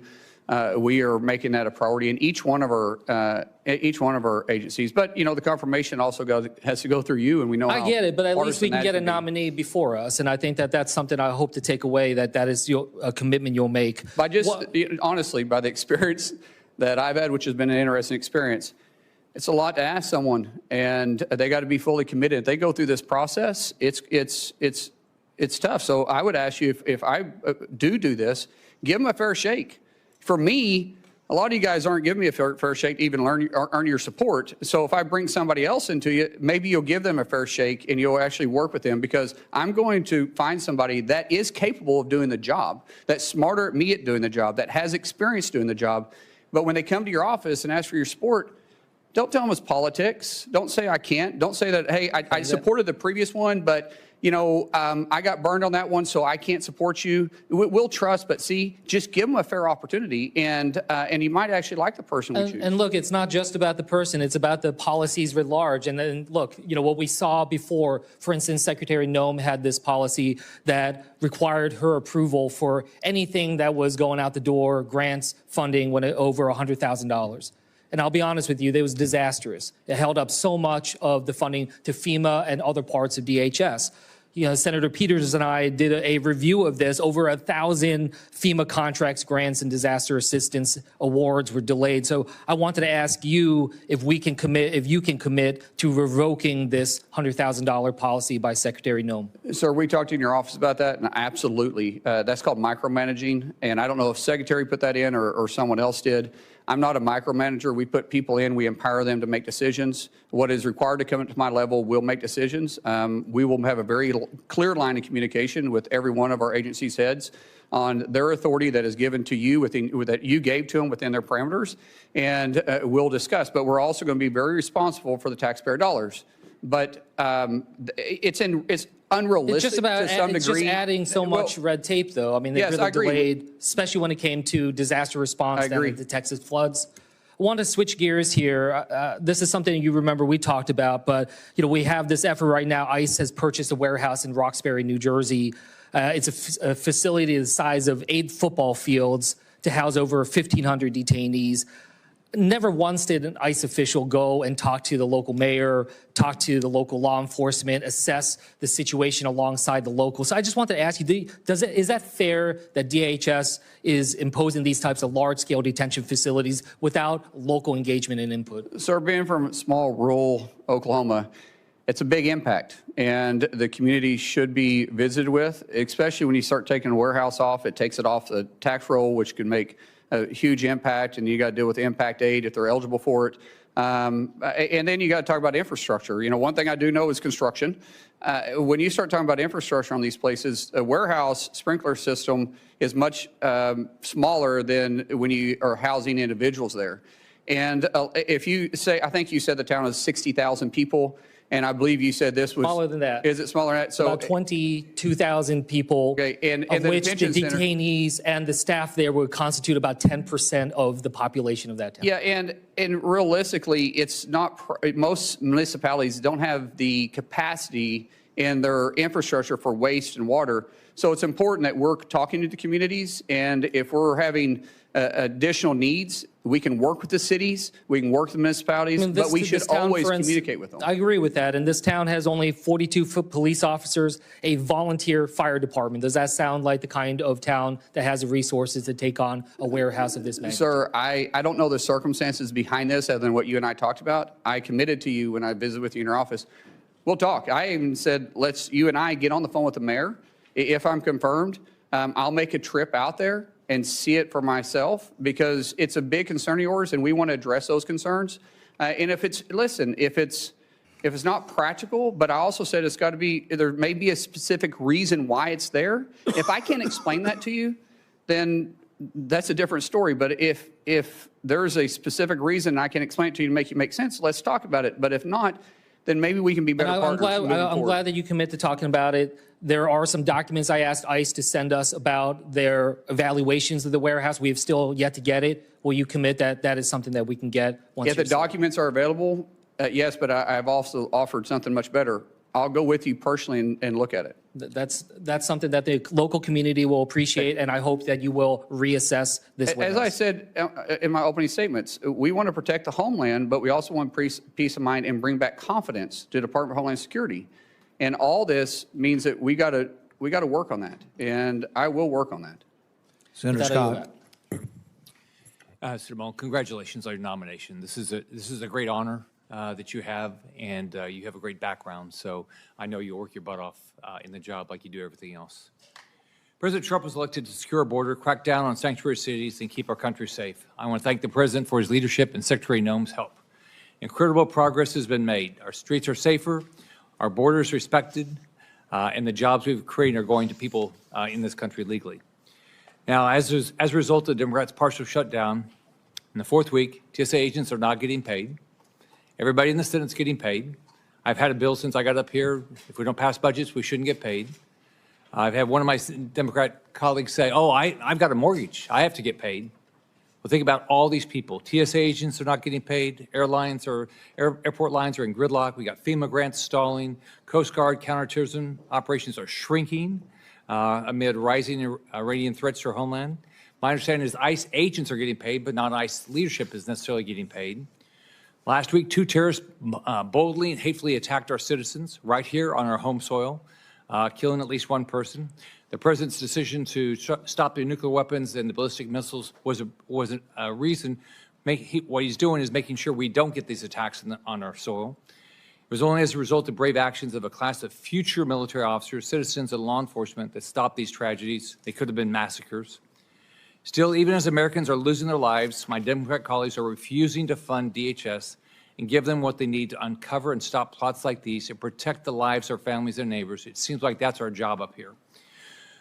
So, Senator Mullen, how do you view Senate Democrats recklessly holding DHS funds hostage at the expense of our national security interests amid threats from Iran and its proxies? Senator, it's unconscionable. How can you sit there with a straight face and say that we're trying to take care of the American worker when you're choosing to not pay 260,000 people and you're affecting their families? We've heard the stories of families having to stand in charitable lines for basic needs or getting a loan. And like I said, this isn't the first time. We're a month into this. They just came out of a 43-day shutdown that they were probably just recovering from. And yet we're still going to sit there with a straight face and say it's not about politics? So in sanctuary cities, local authorities can decline ICE detainers, which means that criminals are released back into the community rather than transferred safely into ICE custody. First off, I can't imagine anybody elected that wants criminals back in their community, but that's happening. This creates opportunities for illegal fugitives to relocate or reoffend, like in the tragic murder of Kate Stanley. It also forces DHS officers to go into neighborhoods to root out violent criminals, which is way more dangerous for everybody. Not only does this cost the taxpayer more, but also increases the risk for everybody involved, including bystanders, DHS officers, and potential future victims. We're seeing this play out right now just a few miles away, where local officials in Fairfax, Virginia are refusing to turn over an illegal immigrant who was arrested for groping 12 underage students. And the local elected want to put that person back out in the community. That's not even here legally. Instead of turning him over to ICE, Fairfax County prosecutors are trying to get him released. This is just one example of how sanctuary city policies choose to put illegal aliens over American citizens. How do you plan to deal with sanctuary cities like Los Angeles and Chicago to remove criminal illegal aliens? Sir, it's been a difficult conversation that's been had with these sanctuary cities.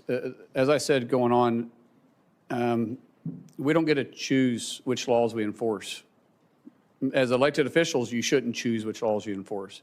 We're not asking them to go out there and enforce immigration. We're just saying, be good partners with us. If we've got to serve judicial warrants, let us go serve the judicial warrants. If you pull over somebody that's wanted, that's in the country illegally, and it's a municipality, we're saying just hold them. At least let us do a background check on them and see who they are.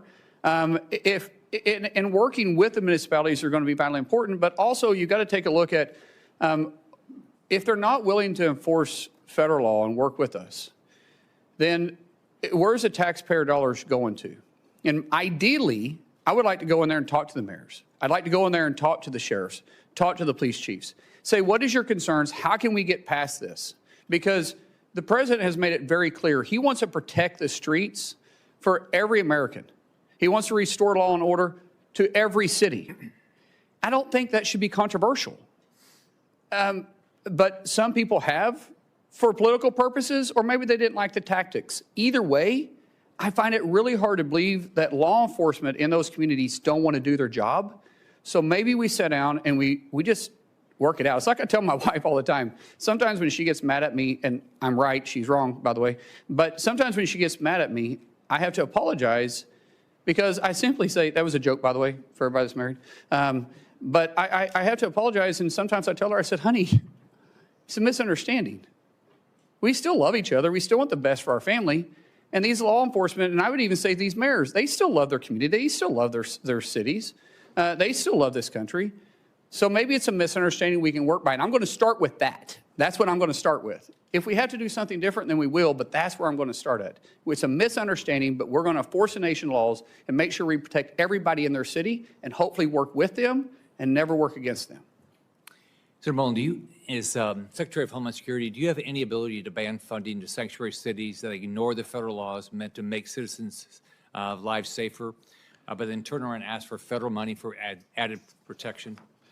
Sir, that would be a last option, but at the end of the day, taxpayer dollars have to be used for the right purposes. And if people are refusing to enforce the nation's laws, then I think it's really hard to justify why we're sending them taxpayer dollars that are coming out of Oklahoma or coming out of Florida or coming out of Kansas or Arkansas when they're making that decision. But I will say that is not going to be my first or second or even third approach, but that would be my last resort. Right. Congratulations on your nomination. Good luck. Thank you. Senator Fetterman. Thank you, Mr. Chairman. So, hello, Senator Mullen. Thank you for coming in today. So, Americans don't like chaos, you know. America definitely didn't like the kinds of chaos during the Biden administration at the border. You know, as a Democrat, I was alarmed that there were up to 300,000 encounters at our border once a month. And that puts that in perspective. That's the size of Pittsburgh showing up at our border. And that's not sustainable, and that's not manageable, and it's making it possible for us to assimilate. And now if you care about immigration, as I deeply do, you can't possibly provide the American dream for people when the size of Pittsburgh showing up at our border once a month. That need to be brought under control. And that happened. I signed up that as a Democrat. The second part is rounding up all of the criminals and deport them. You know, I can't imagine why we can't agree with that as well, too. That's another thing that I signed up. One name that often doesn't come from my side is Laken Riley. I agree for Renee Good, and I agree for Alex Petty, but I also deeply, deeply agree for Laken Riley and their family. And now all three were failures of our government there in that circumstances. And as I was proud to be the co-sponsor of the Laken Riley bill, because we have to address that. Two things must be true here. We need to have a secure border, and we have to round up and deport every single criminal in our nation. I can't imagine why that's critical or controversial for anybody, you know. So I'm trying to find a way forward. And now you and I have had conversations on this, and that's your commitment to focus on those things. I believe that's effective, accurate, correct? Yes, sir. Yeah. And now another thing. I know there's a lot of hard personal feelings here, and absolutely, it's terrible what's happened, and political violence. I mean, it's rampant. So now, but also, President O'Brien's here not for round two. He's here because he fully supports your correct. Yeah, round three. Okay. Yeah. So it's about letting it go and moving on. And I've done that too. When I was in the hospital and things were touch and go, you know, I know there were unkind things said about me, but I can just say that it's better to just let it all go and to find a way forward. That's the time that we're in right now in our country on that. Now, people might describe you in those kinds of moments, but I'm going to describe you. We got a chance to get to know better when we joined a Codel to Turks and Caicos, correct? Yes, sir. Yeah, and we did that. We did that because Americans were looking at over a decade in prison because they had a couple random bullets in their luggage. And those Americans ran the gamut of a black grandmother from Florida, I believe, Florida, and Pennsylvania, that live in Western Pennsylvania, that I did, and I was able to welcome him at the airport when he returned there. So that was about a commitment to working together. Imagine, just because a couple random bullets accidentally, they were looking at over a decade in prison. Now, we worked together, and now not one single American really faced that kinds of thing. So that's about committed to working together. So now, and also as a Democrat, you know, that I made me the only Democrat that refused to shutting our DHS down. You know, some people might say that that doesn't mean I have any less commitment to reform ICE. That's just categorically not true. But it's a strange devotion. I don't understand why you would shut the entire agency down just because you want those kind of reforms on ICE that has absolutely no impact on ICE and doesn't force any of those things. I refuse to do that, and I refuse to punish those union members that are working. And now especially parts of that, it's true. It's like the cybersecurity agency is part of DHS. Yes, sir. Yeah, and that's currently on the shutdown. And now 2 of the top agents of cyber attacks come from Iran and China. They must be elated to know that that part is all shut down, because that's part of the shutdown that does not bring any reform to ICE. You know, that I want any less than other Democrats, you know, here. The difference is I refuse to punish and make our nation less secure part of that. So for me, I came here and I committed to come here with an open mind, and I'm going to continue to do that. And it's not going to be about gotcha moments. For me, it's about just saying, my experience with you has been consistent kindness and professionalism. You know, the first time I met, it was you and your wife behind you when I was here at the orientation here in the Senate. And even before you got the call for the big job, you know, we were even discussing about getting together and having dinner as family. So that's an ongoing relationship, because that's also part of the fact here in this town, you got to get along and find a way to work together. And now we have to come at it and just let things go in the past for that. Finding a way forward, that's my responsibility to represent Pennsylvania. And for you, I just want to thank you for showing up. And now I'm going to engage, and I'm going to remain with an open mind throughout all this, as I made to my friend here. And I'm going to do that. So thank you for bringing your family here too. And I look forward to hearing for the rest of my colleagues' views on you. Chair. Thank you, Senator. Senator Ernst. Thank you, Mr. Chair. Thank you, Christy, for being here as well.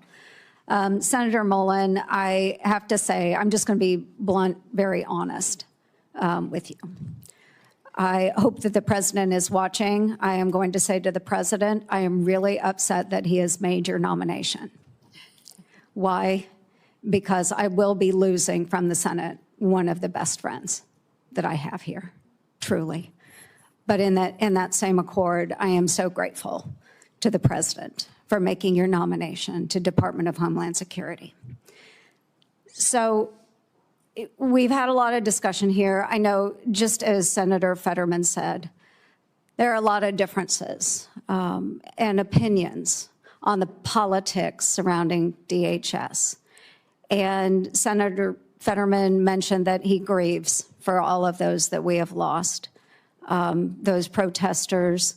We grieve the loss of young women, young men that we have seen at the hands of those that have migrated illegally into the United States of America. We grieve them all, and I think we can acknowledge that. And it's important that we do that. We're in really trying times right now.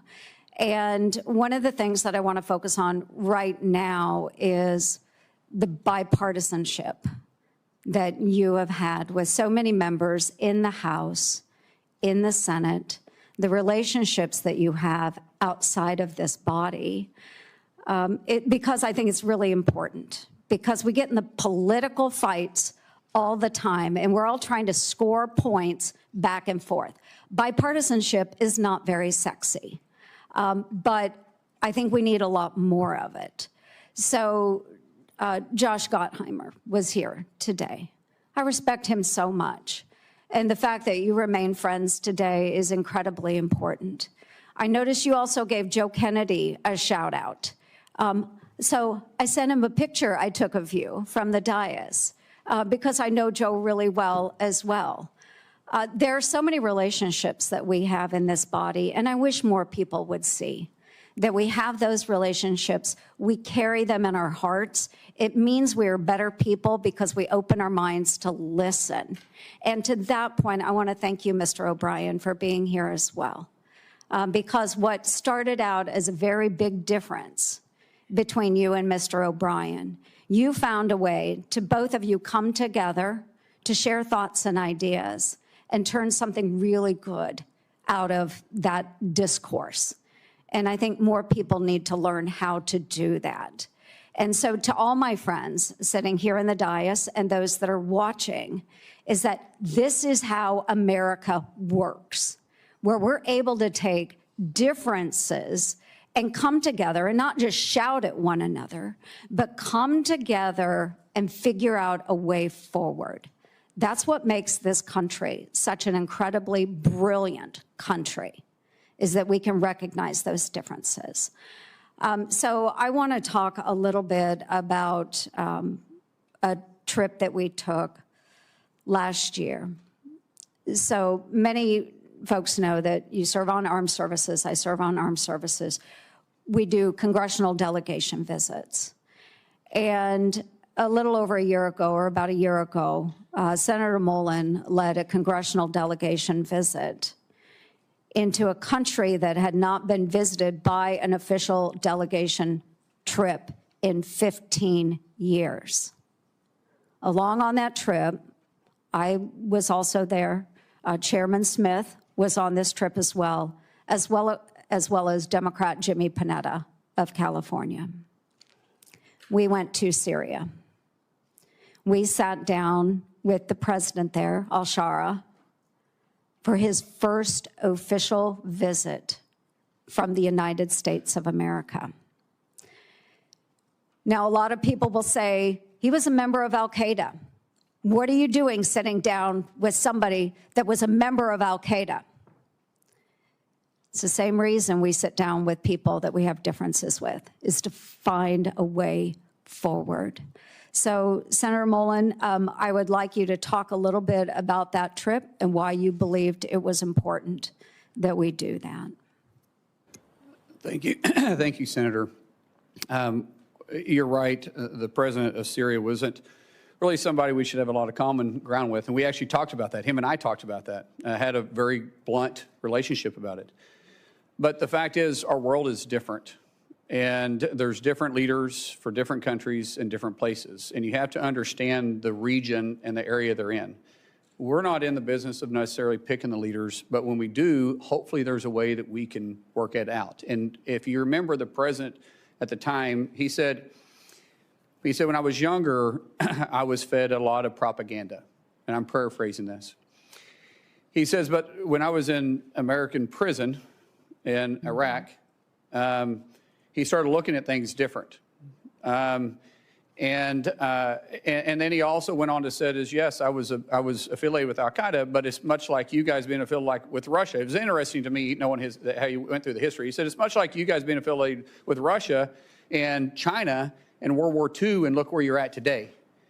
Sometimes in war, when we're fighting for our country, I left Iraq and came back and fought for Syria because that's my home.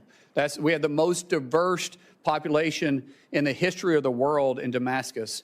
And I don't want the foreign influence. And after I got out, I realized my fight is for my country, not for this necessarily organization, but for me to get resources, for me to get fighters, for me to be able to fight for my country. And hopefully, even though he said I never planned on being president of the country. I was just wanting to get my home back.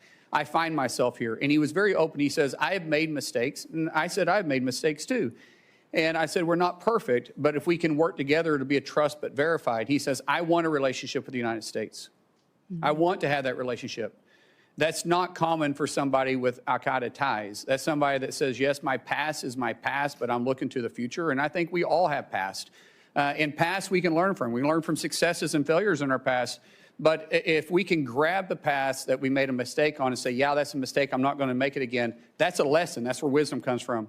If you can also learn from your successes, then that's also where wisdom comes from, and that's considered someone that has the potential to be a leader.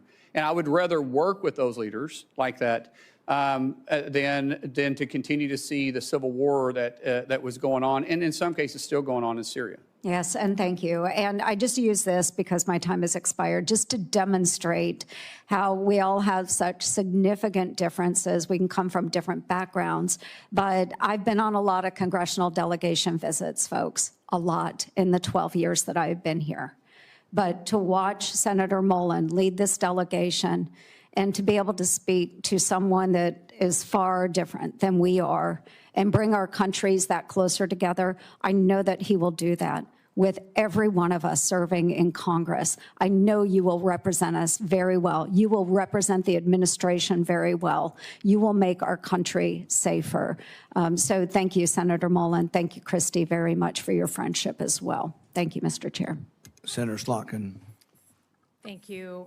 Thanks for being here. Thanks for our conversation yesterday. I want to just actually add on to what Senator Langford was saying and just focus on the attack we had at a temple that's very close to my heart in Michigan, place I know well. Last week, we had an anti-Semitic attack meant to terrorize not just that synagogue, but the entire Jewish community. And I think the light is really blinking red. And that is the feeling for the Jewish community. And just as an objective statement, the Jewish community is 10 times more likely to be the victim of a hate crime than all other religious groups combined. That's not a political statement. That's a factual statement from FBI data. We talked about the need to work together. The Jewish community is spending about $1 billion a year privately securing their own institutions. No religious group should have to spend that amount of money that could be going to lots of other things on their own security in the United States of America. So I would just ask your help in reforming the nonprofit security grant program so it's agile, so you don't have to win the grant and then still do 100 pieces of paper, maybe even looking at a rapid reaction fund, but certainly asking for some sort of task force. You know, I'm thinking about the community in Australia that went to the Australian government, the Jewish community, and said, we're seeing just a real uptick in threats. We're terrified. And then we have Bondi Beach and a very horrible thing. So can we just agree in public, again, on a bipartisan basis, to sit together to reform this program and figure out how we manage to the threat, because we're not hitting it right now. Senator, you have a wealth of knowledge from your service in the intel community, and you will know this issue probably better than me. And so I would welcome the opportunity to sit down and talk to you, figure out what we need to do. I know this is very personal to you, and that's great. We may have some differences on some political views, but this isn't one. You and I will be, laser focused and get this resolved if it's possible. But yes, I would absolutely welcome an opportunity to work with you on this. Great, I appreciate that. I think, in general, your position or your future position as Secretary of Homeland Security sits at the fulcrum of these big issues we're having as a country. Just big cultural issues. The use of law enforcement in our streets and where our rights begin and end, and then our elections, our democracy. And given the importance of that, I think it's important that we state really clearly where you are on those two issues. I think first and foremost on the use of ICE. My state voted for Donald Trump in 2024. A lot of people supported the president's immigration agenda, but then they watched with their own eyes, not filtered through a news source. They watched with their own eyes American citizens killed in their streets for protesting. They saw children caught in the crossfire and being tear gassed. They saw people randomly being pulled out of their cars and walking down the streets because they happened to look like they could be an immigrant and checked for their papers, which for many of us has a real history. They have seen law enforcement go into people's homes without a judicial warrant for a country that was invented because we were being oppressed by a foreign force that demanded entry into our homes. So you say you don't want ICE in the news. You say you want to rebuild trust. Your predecessor was fired because she couldn't manage that, and people had to go in and bring the temperature down. Can you, without other words, just state clearly what you'd be willing to do to fundamentally reform ICE and put into law to do so, since that trust is gone? Ma'am, as you know, I can't make the law. You guys make that for me. But you're going to be the secretary. Yes, I agree, but I can't make the law. I can work within the parameters. But tell us what you'd be willing to put into law. So right now, the law that I work into is your guys' decision. We'll work through that. But I do believe there is a better approach. And I think working with municipalities, I would love to see ICE become a transport more than the front line. If we can get back into just simply working with law enforcement, we're going to them and we're picking up these criminals from their jail. One, we're going to reimburse them for having the person there. And have partnership is vitally important. I don't think there needs to be a law to change that. I think I can work within what is there. But there's an approach that can happen, but we got to have partners. Yeah, I understand. But we're not going to agree to this here, but I would just say the ability, the trust is gone, and not just with Democrats. That's why we're here. That's why your predecessor was fired. And there needs to be fundamental reform of this law enforcement agency. And I think that the public writ large is crying out for that. Let me turn to elections. Senator, let me turn to elections.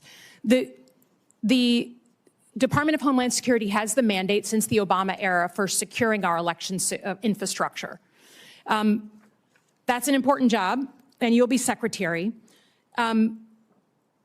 The president has continued to say that he won the 2020 election, even though there's been 60 court cases saying the opposite.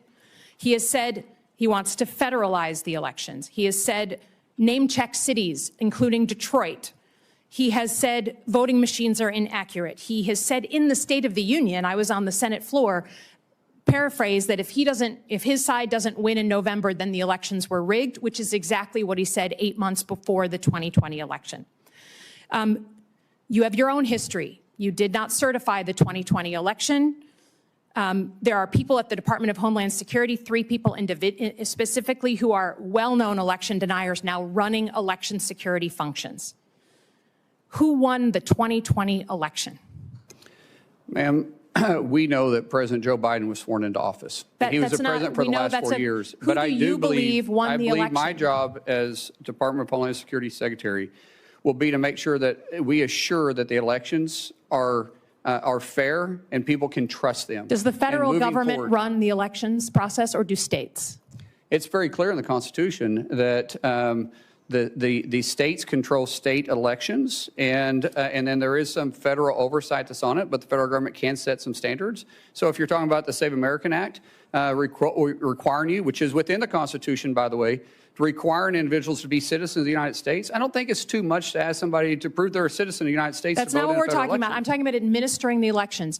If you are Secretary of Homeland Security, do you feel you have the authority to put uniformed officers at polling locations in 2026? Ma'am, we said this in your office. The only reason why my officers would be there if there was a specific threat for them to be there, not for intimidation. And so even though we didn't need it during World War II, we didn't need it during Vietnam or the War on Terror, we never had to put uniformed military there. Now, you feel that there's going to be a reason that there's going to be an armed threat to the United States that you No, need ma'am. to potentially I said be there? I can't sit there and guarantee hypothetically of what threat would be and not. I'm not putting military. That's not within my privy. Uniformed Yes, officers. but if there is a threat, a specific threat, say it's in a Jewish community, and there is a threat that's specific to that polling area, then we will work with local law enforcement. There'll be a reason for us to be there, and it'll be known why we're there. I think the reason you're here and not Kristi Noem is because Americans trust their local law enforcement now way more than they trust ICE. So I would just say if we ever get to the point where you are being asked to put armed ICE officers at polling locations, we have lost the plot as a country.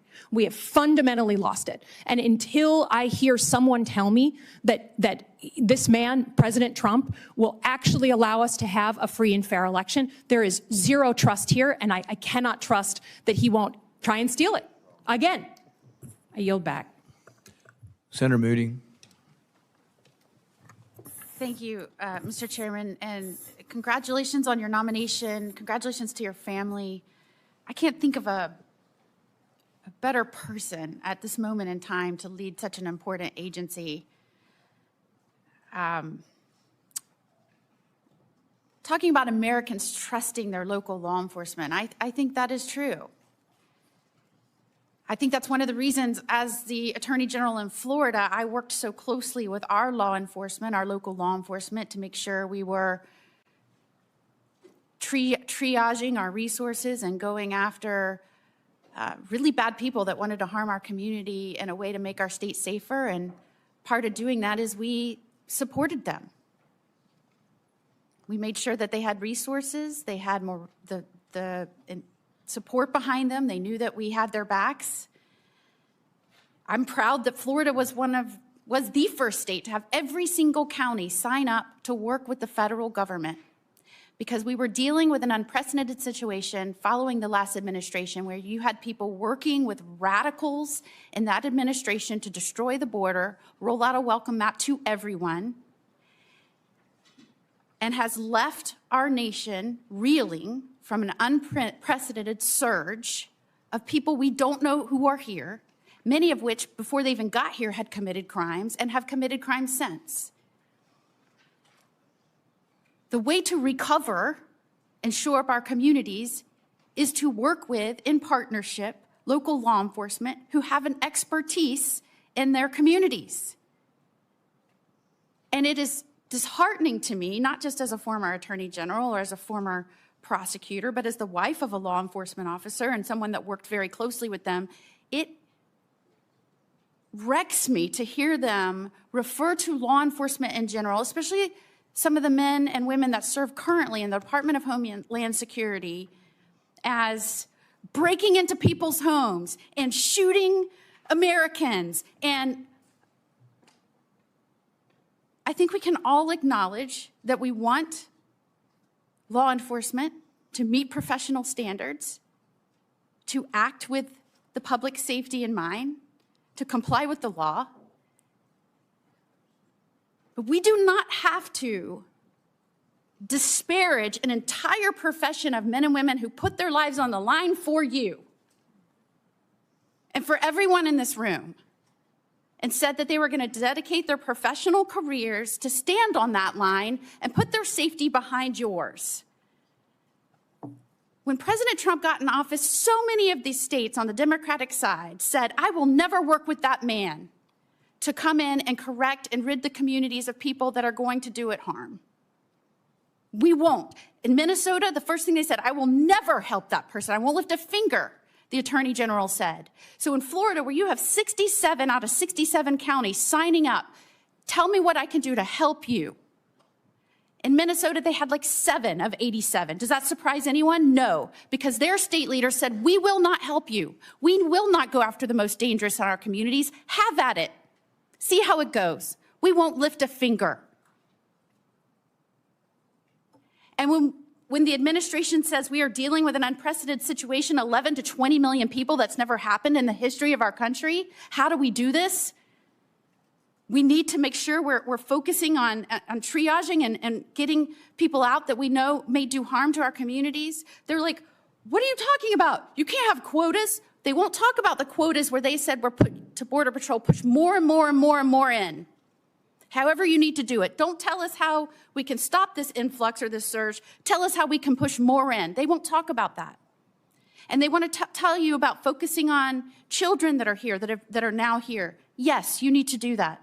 As somebody that has pushed to protecting children and fought against trafficking with law enforcement's help, yes, you need to do that. But I loved how you said, let's talk about the tens of thousands of children that the federal government helped traffic under the Biden administration that we lost. And when they were made aware of it, they ignored it.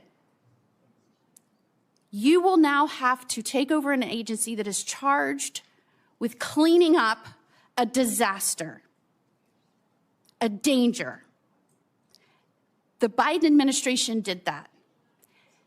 I cannot think of a better person, someone who acts passionately and fiercely fights for the people he loves, and someone who loves this country and thinks of other people before himself. I am telling you, in Congress, there are all kinds of personality types. But this man came up to me time and time again as the newest United States Senator and said, what can I do to help you? How can we make this place work? How can we get this done? And I look over the course of your life, you left school when your father got sick to go help your family business. That's the kind of person you are. The kind of person that stands up for every person in this office. That's the kind of person, passionate, fierce, a fighter, loyal.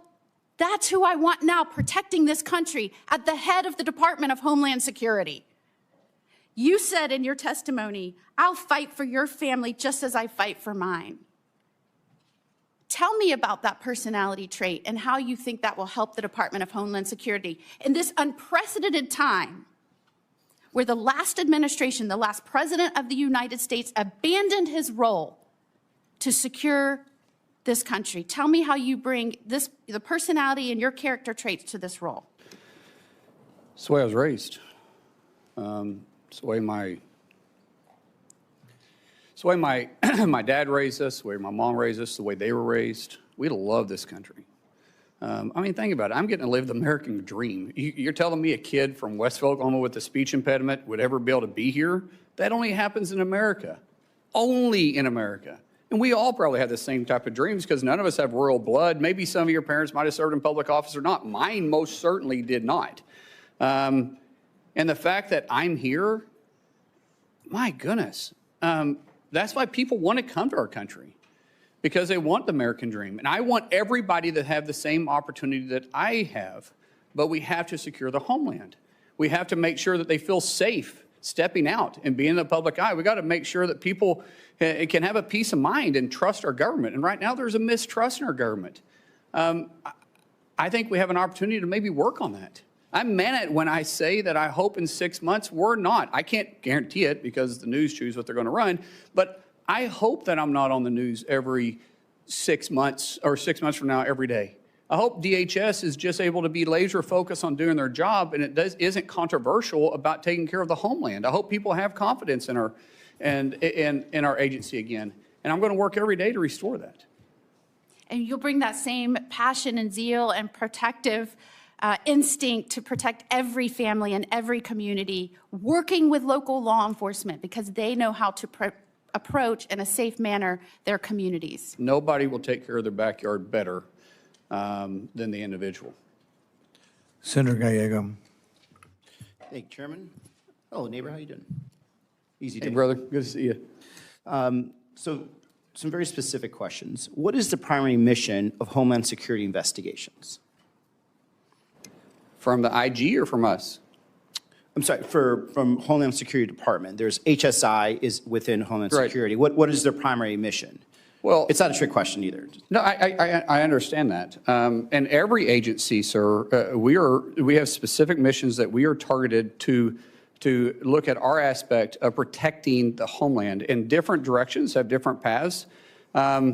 And in different agencies, the reason why there are 22 of them there, we all need to be in the same boat, row in the same direction, working for one common goal. And as I said, that's protect the homeland, bring peace of mind, and secure the confidence of the American people. Okay, so HSI, and I've being from Arizona, we're very familiar with CBP, ICE, and HSI. HSI specifically is very important because they specialize in dealing with human trafficking, human smuggling, counterfeit, bank fraud, things of that nature. Actually, I have a lot of friends that have worked for them forever. The reason I bring this up is because there is confirmed reports that the Secretary of Homeland Security has ordered HSI agents, pull them off what I just told you were very important missions, to go to Arizona and investigate the 2020 election results, right? That's a very big concern of mine because these agents should be doing the work they're doing. A lot of them already are, field ICE agents instead of actually doing these long-term investigations. But now they're not even doing the ICE enforcement. They're literally going back and looking into conspiracy theory. So, for my experience and seeing you both on the House and the Senate, do you believe that Joe Biden won Arizona in the 2020 presidential election? The reason I ask is because, again, you're potentially deploying HSI agents to Arizona to check a result using our taxpayer dollars to follow up on a conspiracy theory. Sir, I'm not familiar with what the former secretary did here, and nor I'm here to debate what happened in 2020. I do know that there's an opportunity to look at 2020 and make sure that anything that went wrong we can fix moving forward, because what we wanted to make sure is that in the next election, be it the midterms or in 2028, the American people trust our election system. Trust is vitally important. I want to always look at past mistakes and past successes, because I've addressed this multiple times, and I know everybody's busy here, and I know you didn't get to hear me earlier. But Senator, I think we can always do better, and I want to do that. Just like you and I, we've worked on immigration issues before, but because we both know we can do it better. But you're talking about perspective. I'm talking about going back, and the fact that we're using Homeland Security funds, investigators that should be using their time and value more to check onto something that, by the way, had multiple independent audits, even one run by the Senate Republican and Senate State House representatives that passed, accuracy tests, hand counts, 14 court cases that were confirmed that Biden won in my state. And so when I have personal friends that are HSI agents, friends that I know are telling me they are now being diverted from their duties, and what they're doing is they're instead of investigating child sex trafficking, child abusers, drug traffickers, which I don't disagree, we have not been doing the best at, and certainly I think a lot of that was under the Biden administration, did not do that sufficiently. But now instead of it not being done, now we have the opposite, where some of these best trained people are being ordered by somebody within the chain of command of the White House, which I get to question later, to go investigate this false this false conspiracy theory, right? And like, as much as, for me, a concern of mine, because, I do know you very personally, and we got into work together. I think you're an upstanding guy, and I reject this idea that you're not qualified for this job 100%. But when it comes to something as existential as this, that's when I have to start questioning, like, are you going to be in charge of a department that's going to say, you know what, HSI should not be used for this? As a matter of fact, no one in the Department of Homeland Security should be used to do and investigate an election conspiracy. So that's, what I want to communicate on this. Like, I really urge you just to end the investigation. There's no reason why we need to go really getting back to 2020. There certainly isn't any reason why we should be using these highly trained professionals that should be going after some horrible people to be investigating conspiracy theories that have been litigated multiple times and put them back where they were. Moving on from there, my other concern is something that I saw, with the previous secretary, and something that I've seen in myself in my time in the Marines, is that a chain of command is very important. I don't believe there was a real chain of command that was in the Secretary of Homeland Security. And when I say that, it's because I think Stephen Miller was the person that was actually calling the shots there, and you could see the results of what occurred. You had men and women in ICE and CBP that felt that they were unaccountable, talking to actual ICE and CBP agents from Arizona that got deployed to Minnesota. They don't know who really was in their chain of command. They didn't have operational orders. A lot of them did not understand, how to actually engage with the public at all. And when there was a point of who is responsible for making decisions, they could not figure out if it was Miller or if it was Secretary Noem and her deputies. They couldn't figure out if there were quotas versus there are quotas. Now we know that there are quotas. You know, this is the problem. Is like, I want to make sure that if you're there, you're in charge and not Stephen Miller. Sir, the President has nominated me to be Secretary of Homeland, and I'll take full responsibility for that. Chain of command is important. I believe in empowering people to make decisions, but I will still be talking to the President on a regular basis, and any policy that is within my realm of authority that you guys give us. If the President wants us to look at it, we'll look at it because I serve at his discretion. Yeah. One thing I don't know if it's been mentioned here, you probably would be the only second Native American in the history of the country to be a cabinet member, which I appreciate. And you know that I also do a lot of work with our Native American communities, the 22 federally recognized tribes in Arizona. And the one concern I also have is that when it comes to building some of these installations on the border, there has been very, very little to no tribal consultation, especially with some of our border tribes, the Totowa Nation, where we are building walls in areas that doesn't have much like ESL. So I have problems with the English once in a while too. There's a border wall that is going through tribal land that is in very sacred land that is not crossed and used significantly by human smugglers. You know, it's important that DHS actually speak to these communities. They actually have programs that they do where they actually are working with DHS and local law enforcement to stop illegal smuggling, called Shadow Wolf program that DHS supports. But this last administration in DHS did not talk to them whatsoever. Did not talk about, you know, did not even give the vague idea of tribal consultation, and now they're just building into some areas that has, you know, unfortunately some burials of some of their the people from their tribe. And so I think it's important that we reestablish tribal sovereignty, and I hope because of your background you'll understand and appreciate that. I respect tribal sovereignty, and there's a lot of technology. Now, we do have a job to secure the border, but we will work with tribal nations because there's other ways to have a physical barrier. You can have technology there too, and I don't think anybody would complain about that. But yes, you know my background. We have worked on tribal issues a lot, and I appreciate your passion. And I have a lot of good friends in Arizona with tribes that have that we've been able to have good relationships with. And these tribal nations would absolutely work with you as long as they felt that there was the respect and also respect for the land, because we have a history of that. And Mr. Chairman, I'm up. I can. We're going to come back around if you have a question. Thank you. Senator Hawley.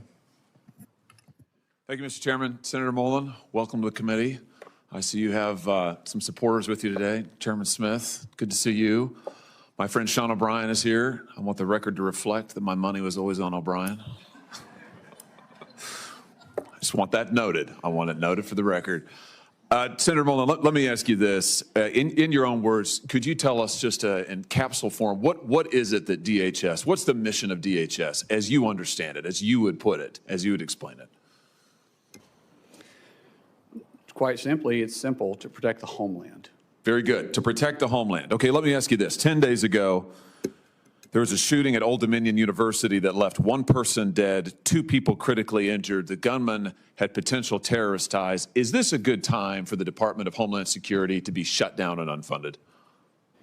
It's the worst time, and keep in mind, we just came up a 43-day shutdown, and this is the 3rd time in a year, and it's devastating to the morale of the men and women we have tasked to take care of all of us, all the homeland, regardless if it's a blue state or it's a red state.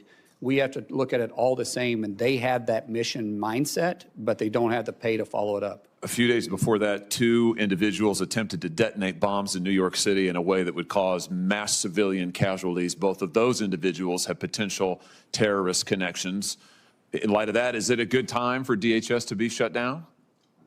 Sir, I think with the current conditions, this is the worst time we could possibly do it. A few days before that, in Austin, Texas, 3 people were fatally shot outside of a bar there when a gunman opened fire in the early hours of a Sunday morning. That gunman also had potential terrorist ties, and yet DHS is shut down.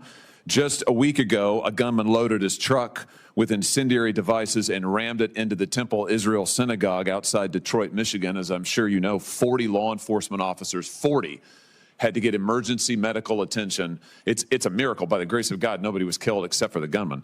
But 40 individuals had to get medical attention, and yet DHS is still shut down. Let me just ask you this. Law enforcement dangers. I think I've got a poster that'll go up behind me here. In the last year alone, we have seen an 8,000% increase in death threats to law enforcement, a 1,300% increase in assaults, a 124% increase in vehicular attacks using a vehicle, against a CBP law enforcement. Now, in light of this, is it a good time for DHS to be shut down? Sir, it's a horrible time. Let's talk about children. Let's talk about the dangers to children. The National Center for Missing and Exploited Children estimates that there are 20.5 million reports of suspected online and child exploitation.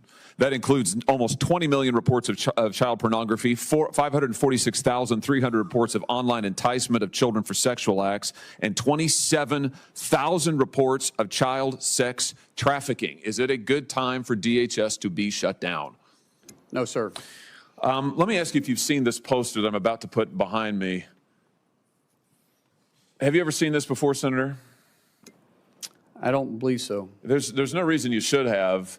I was introduced to this material by Tim Tebow, the Heisman Trophy winner, who now spends a lot of his time trying to help work with child victims of sex abuse. This poster reflects every individual IP address in the United States in about a 1-month period that was sharing, distributing, posting, or trading child sex abuse material or child pornography of some form. You want to guess how many points there are on that map?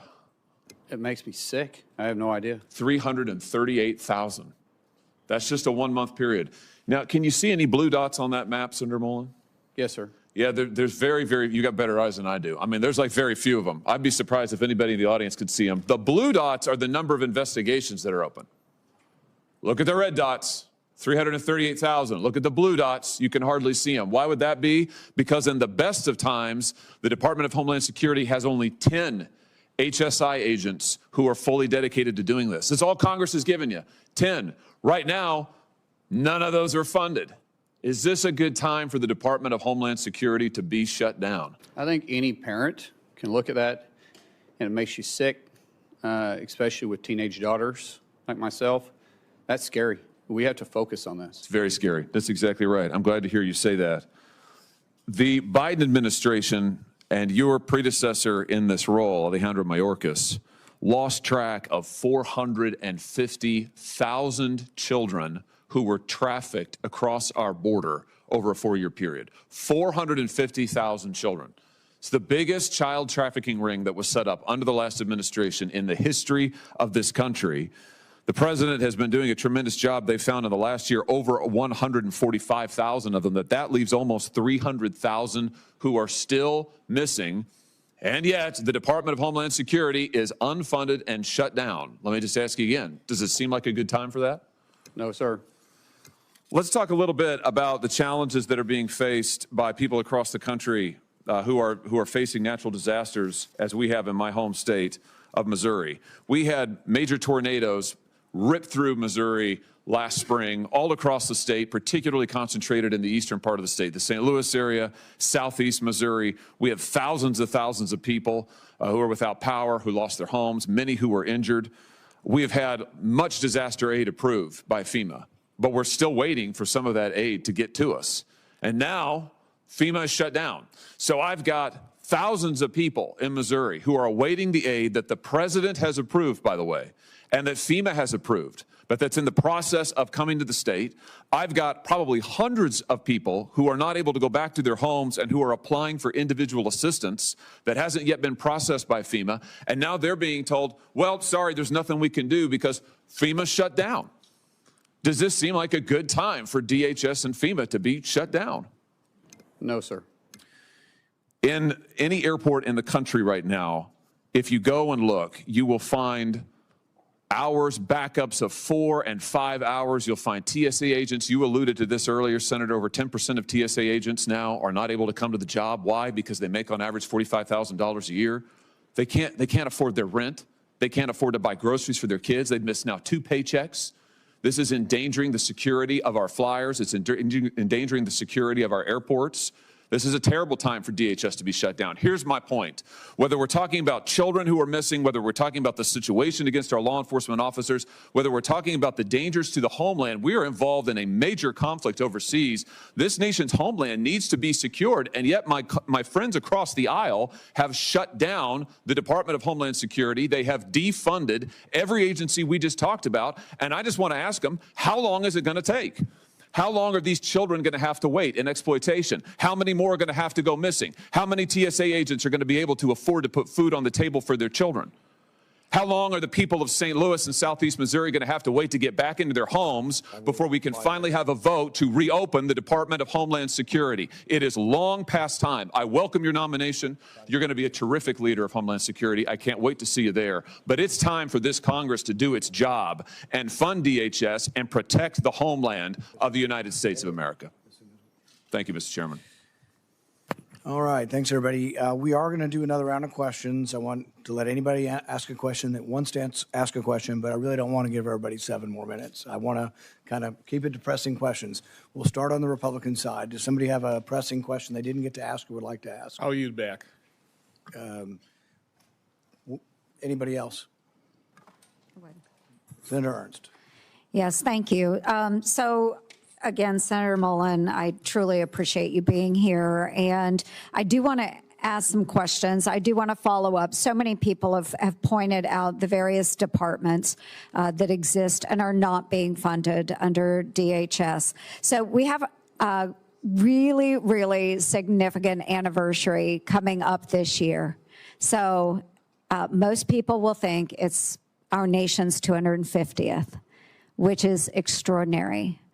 But the other significant anniversary that has impacted so many of us, especially those of us that have served in uniform, significant anniversary, the 25th year of September 11th, 2001.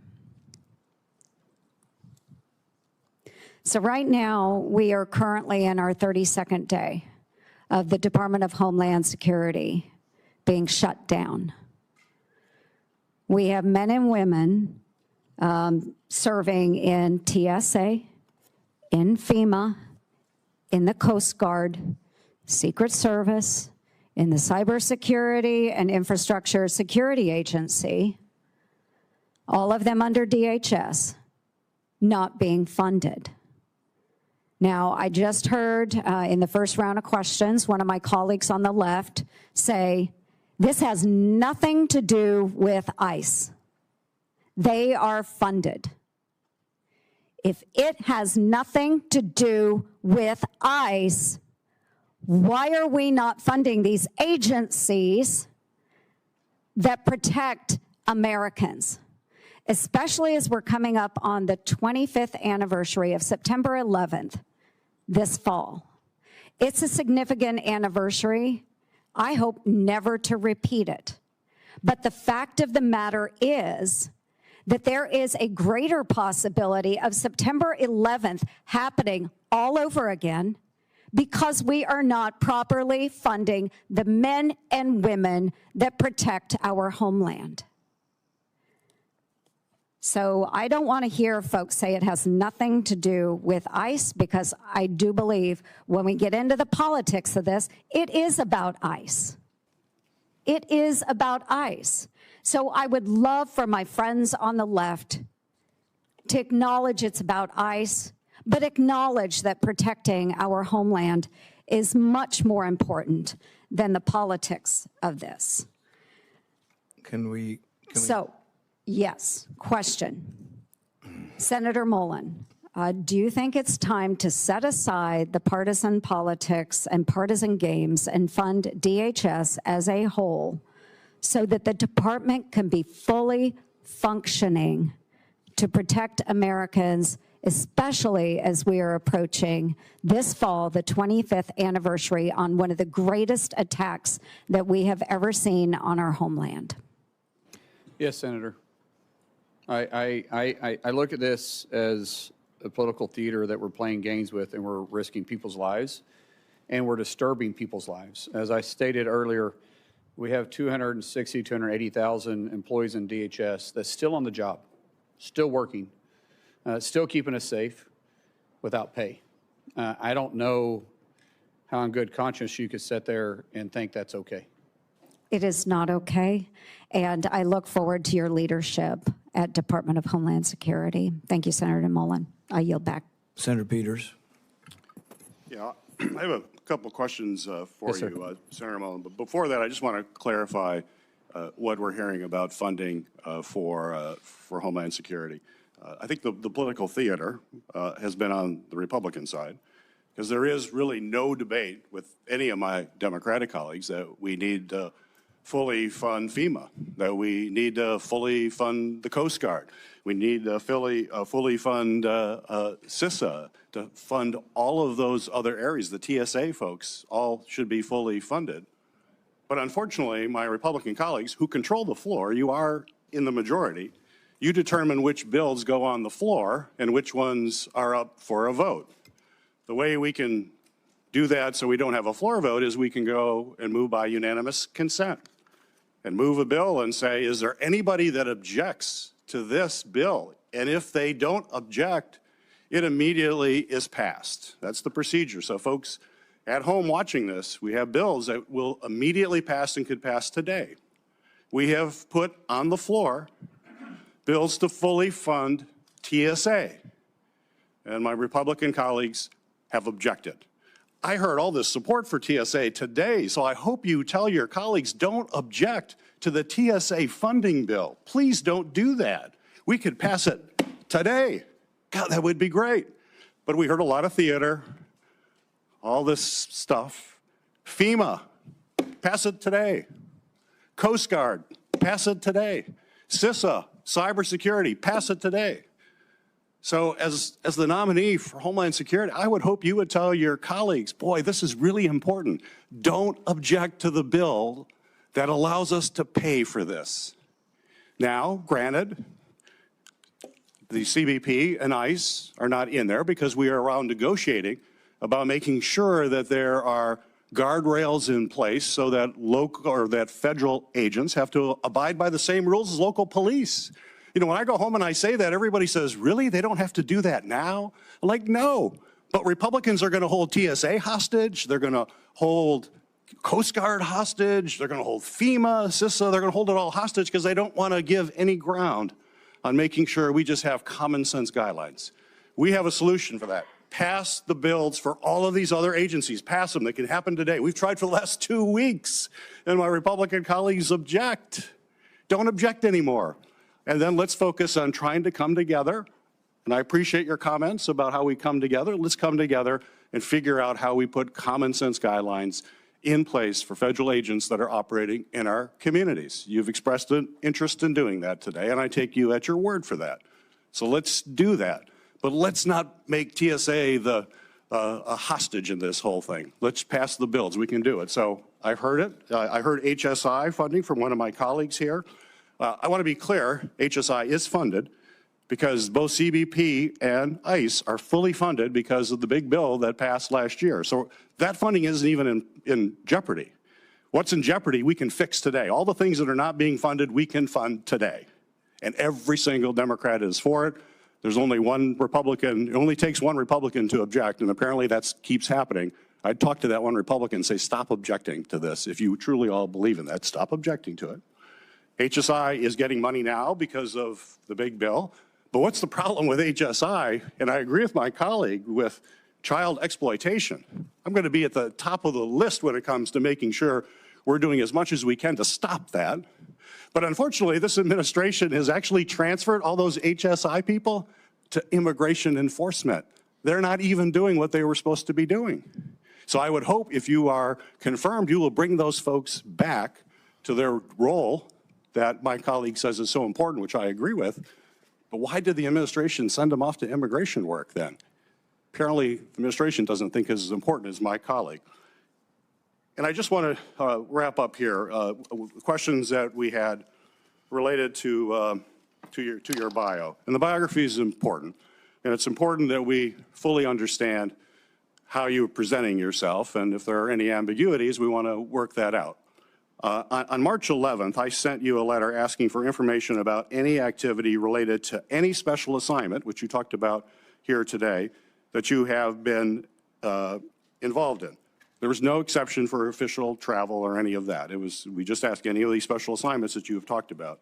You responded to the committee in that letter by saying my voluntary work included special assignments outside of DOD, was that I offered support and mentorship from a Christian perspective to both Afghans that supported our efforts and other personnel that served in war zones. You stated your special assignments occurred intermittently between 2006 and 11. My letter did not exclude official travel, and it also gave you explicit instructions in that letter for providing classified information, how we could do that, and do it in a way that protects that classified information. You didn't provide any of that. And today is the first time that I'm hearing about your classified activities from 2015 to 16.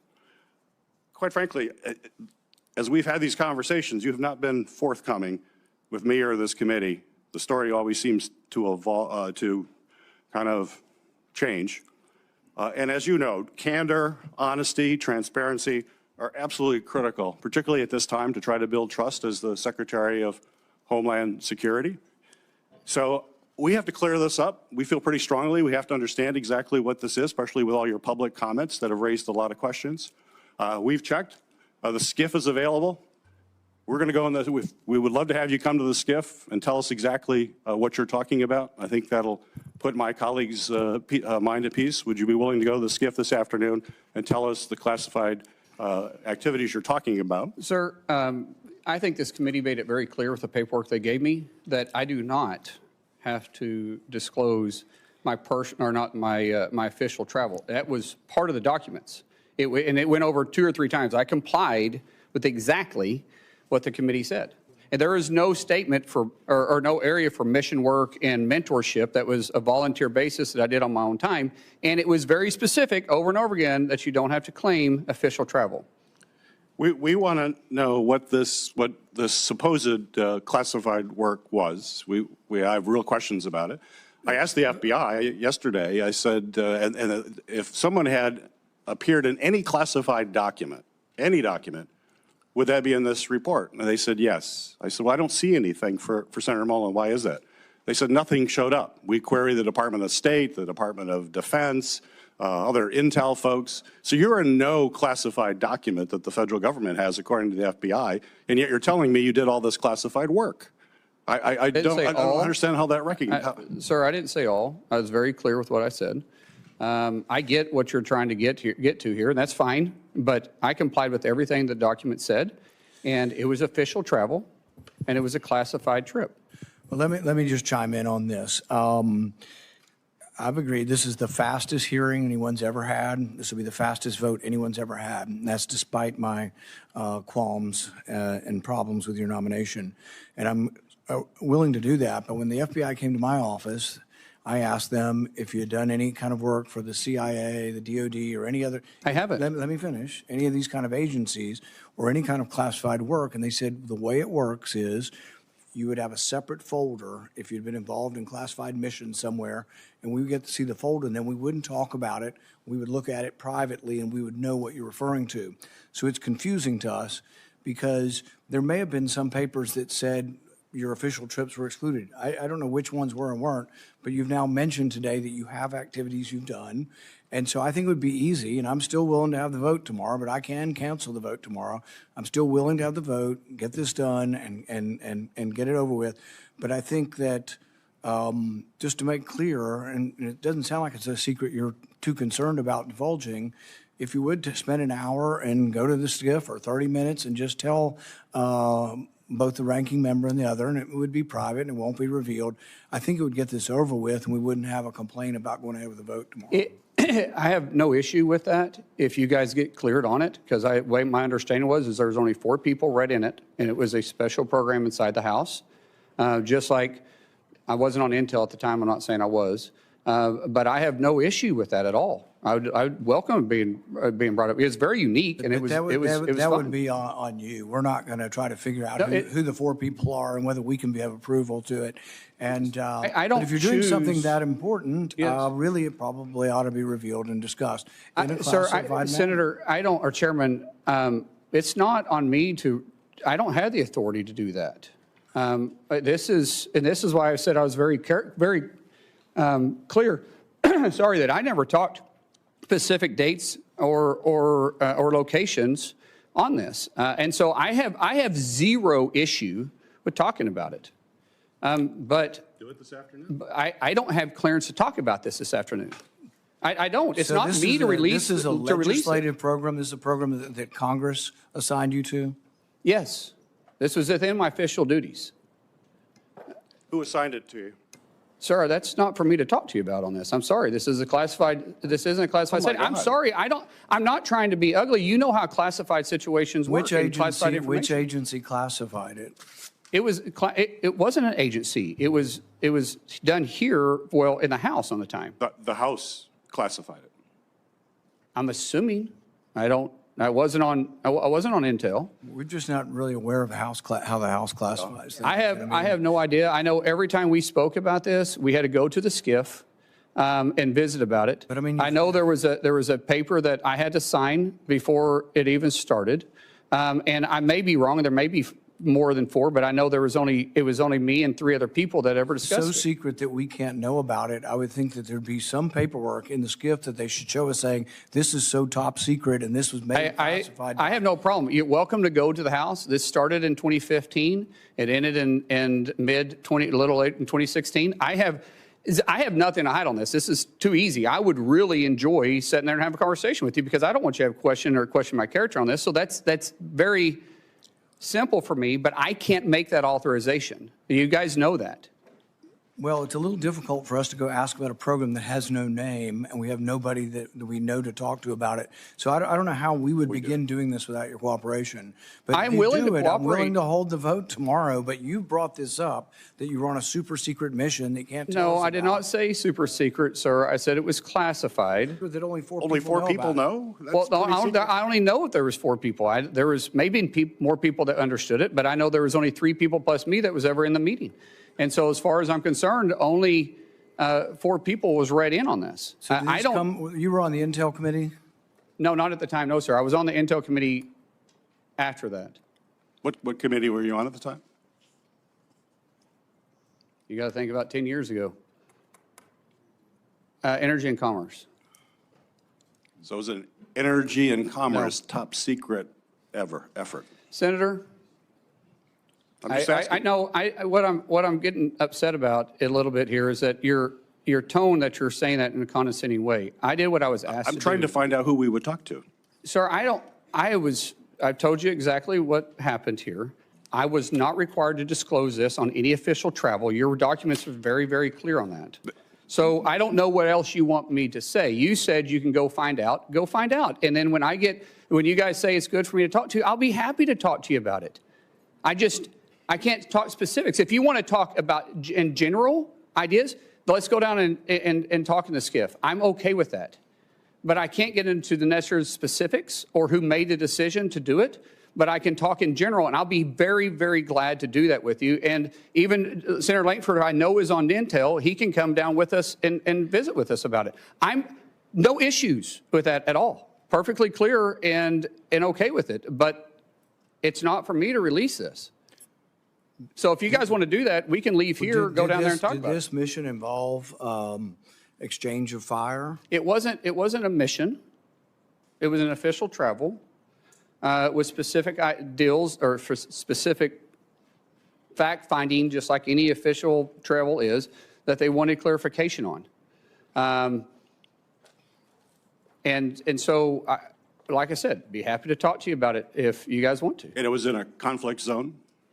Sir, once again, I'm not talking about specific details or dates because we've revealed that this was a classified situation. Now I'm not going to talk about because anything I've talked about in the past wasn't referencing any of this, but I'm definitely not going to get into it now. It's talking about specific dates or details. We would have no way of exploring this unless you were willing to cooperate on. I don't know, Chairman. I don't know what else you said. What else you want me to do? I said I will go down there and talk about this with you in a skip, but I can't give the specific, all the specific There's no details. reason to think that somehow we're not qualified to look at classified information. And so the thing is we would. There is a lot of programs out there, Chairman, that you know is based on a need to know. Right. And maybe you can talk to Senator Lankford about this too. Senator Lankford, would you like to talk about? I'm glad to jump in. This feels, as my mom used to say, a mountain out of a molehill, where he is offered over and over and over again to say, let's get into a classified setting. I just left the worldwide threats hearing where I had to run over to be able to run back there. And meeting with all the folks there were several questions that I asked there that they gave me a partial answer and said, I'll give you the rest of this answer in a skiff. And everybody goes, oh, okay, I get that. Because there are some things that are sources, methods, or actions that we're all keenly aware of on this. And I don't know what else he could say at this point other than let's get in the skiff and let's actually talk about this. Why don't we start with that initial meeting and see how that goes? Yeah, we'll have an initial meeting. Yeah. That's what we asked for, Senator. Yeah. He said he couldn't do that because he wasn't authorized. No, I did say that. I said I can't give you all the details to it because it's not for me to release it, but I can talk to you in general about it, but not in this setting. Yeah, and let's get the information out and be able to talk it through and be able to find out what this is. All of us have been in classified settings before. Let's try to get it done this afternoon so we can. I'm available right after this. So if we're, Senator or Chairman, if you want to, we can go lead from here and go straight there. Yeah, and let's try to get the hearing finished. So I really want to, let's try no more speeches back and forth on all the ICE stuff if we can. If you kind of just conclude that one, can I come back to you in a minute? Sure. All right. Senator Hassam, let's try to get off of funding ICE and stuff. Let's just try to stick to the nomination for now. I appreciate that, Mr. Chair. I do have to take a moment because during my first round of questions, I discussed the current impasse we find ourselves in over ICE reforms and DHS funding, and I didn't speak clearly, so I just do need to clarify my comments now. ICE already has significant funding right now for the President's budget bill, from the President's budget bill last summer, which provided the agency with several times more money than its annual budget and gave ICE broad discretion about how to use that money. That means that the partial shutdown that we have right now has nothing to do with whether ICE has the usual levels of funding it needs to operate, since the agency already has many times its annual budget. It's about, instead, the need for policy reforms to help ensure that ICE operates using the same kind of standards that state and local law enforcement in New Hampshire and around the country uphold every single day. Now, Senator Fetterman was right earlier when he pointed out that this shutdown is impacting other parts of DHS that handle cybersecurity and transportation security and other critical functions. We need to resolve it right now, and as Senator Peters just described, we have been pushing to do that in the ways that the minority can. We need to reach agreement on ICE policy reforms or by funding the rest of the department while we continue to negotiate on those reforms, something I strongly support, but unfortunately Republicans have blocked. The reforms to ICE are critical. DHS is supposed to be prioritizing the removal of dangerous and violent criminals. Instead, we've seen DHS agents assault and even kill American citizens while wearing masks, seeming without accountability. So now this is the question. Senator, if a masked ICE or other DHS agent kills an American citizen, should local law enforcement be allowed to investigate and hold that agent accountable? Unfortunately, local law enforcement isn't supposed to be investigating federal. That's what DOJ and FBI is for. Now, we will communicate with local law enforcement, but that's not their job. FBI, it's just the same thing if in most municipalities, if there's a fatality shooting, there's another agency that oversees them. And in this case, it'd be the FBI who is set up inside the DOJ to investigate those. So you've answered no, and your answer would make ICE unaccountable, and that endangers not just the rule of law, but also the security of all Americans. I wanted to get to one other question. During the past year, DHS leadership cut CISA's expert workforce by nearly a third. Meanwhile, adversaries and criminal syndicates are accelerating their cyber attacks against the United States. How do you plan to restore DHS's cybersecurity force and better secure our critical infrastructure from cyber attacks? Man, we've got to recruit the right people, but the best and brightest individuals in those areas. I know the University of Tulsa has a great program, but recruiting individuals that want to be there, that want to deliver the mission is vitally important, and so we will work to make sure that happens. So you agree we need to add people back into CISA and pursue this critical function, and they need to be nonpartisan experts with experience and commitment to the safety and security of our country, wherever that leads them. No one in the homeland should be looking at this from a bipartisan perspective. Now, if you want me to talk about staffing numbers, I don't know what the mission requires, but we'll be staffed adequately if we can find the right people to staff our and to make sure that we're mission capable. Thank you. Mr. Chair, out of respect for your desire to move things along, I will submit for the record a question on non-intrusive imaging at the border. It's supposed to be ready to do for every vehicle entering the United States, especially to detect fentanyl. And I'd like your answer on that and a couple of other questions as well, but I'll submit those for the record. Thank you. Without objection. Senator Langford. Thank you. We talked before about just trying to get information on time and such. In the transition that happened between the Biden administration and the Trump administration, data fell behind, and it fell really behind. It was one of my complaints that I had with Mayorkas that was sometimes 2 or 3 weeks late on releasing normal data information, just how many encounters were happening at the border, how many arrests, some of those things on it. Last year, it wasn't weeks late, it was months and months and months late on getting data out. DHS has a really good story to tell. There's a lot of good things that are happening there, but my concern is that social media and some of the examples are coming out just to tell the story, and DHS is not able to actually tell the story. And quite frankly, we've asked DHS several times, hey, give us more information, more data on this. One of the things I'd love to know is just, you've been one of us for a long time in this. You know the importance of oversight and what that means on this, to be able to get data to members of Congress and to the American people.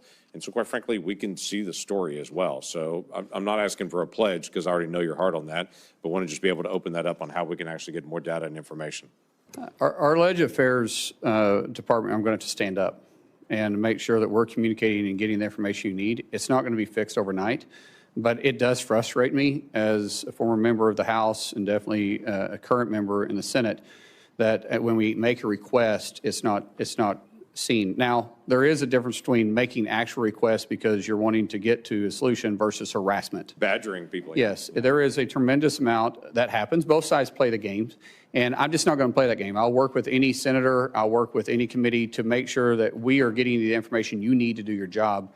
But just for harassment purposes, don't, please, I ask you, if you want me to do my job and do it right and be transparent with you, don't play games with me either, because, and if you have real concerns, like I said, everybody on this committee and really for our colleagues for that matter, have my personal cell phone. That number, I have no intentions of changing it unless somebody leaks it.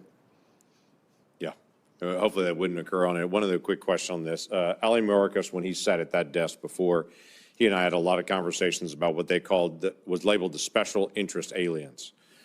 These are folks that come from known areas of terrorism, but we didn't have any information on them specifically, and so the Biden administration just let them in.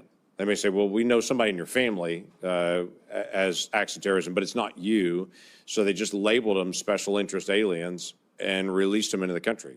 That we know of about 70,000 of those individuals. The Trump administration in the last year and a couple of months has picked up 50,000 of those.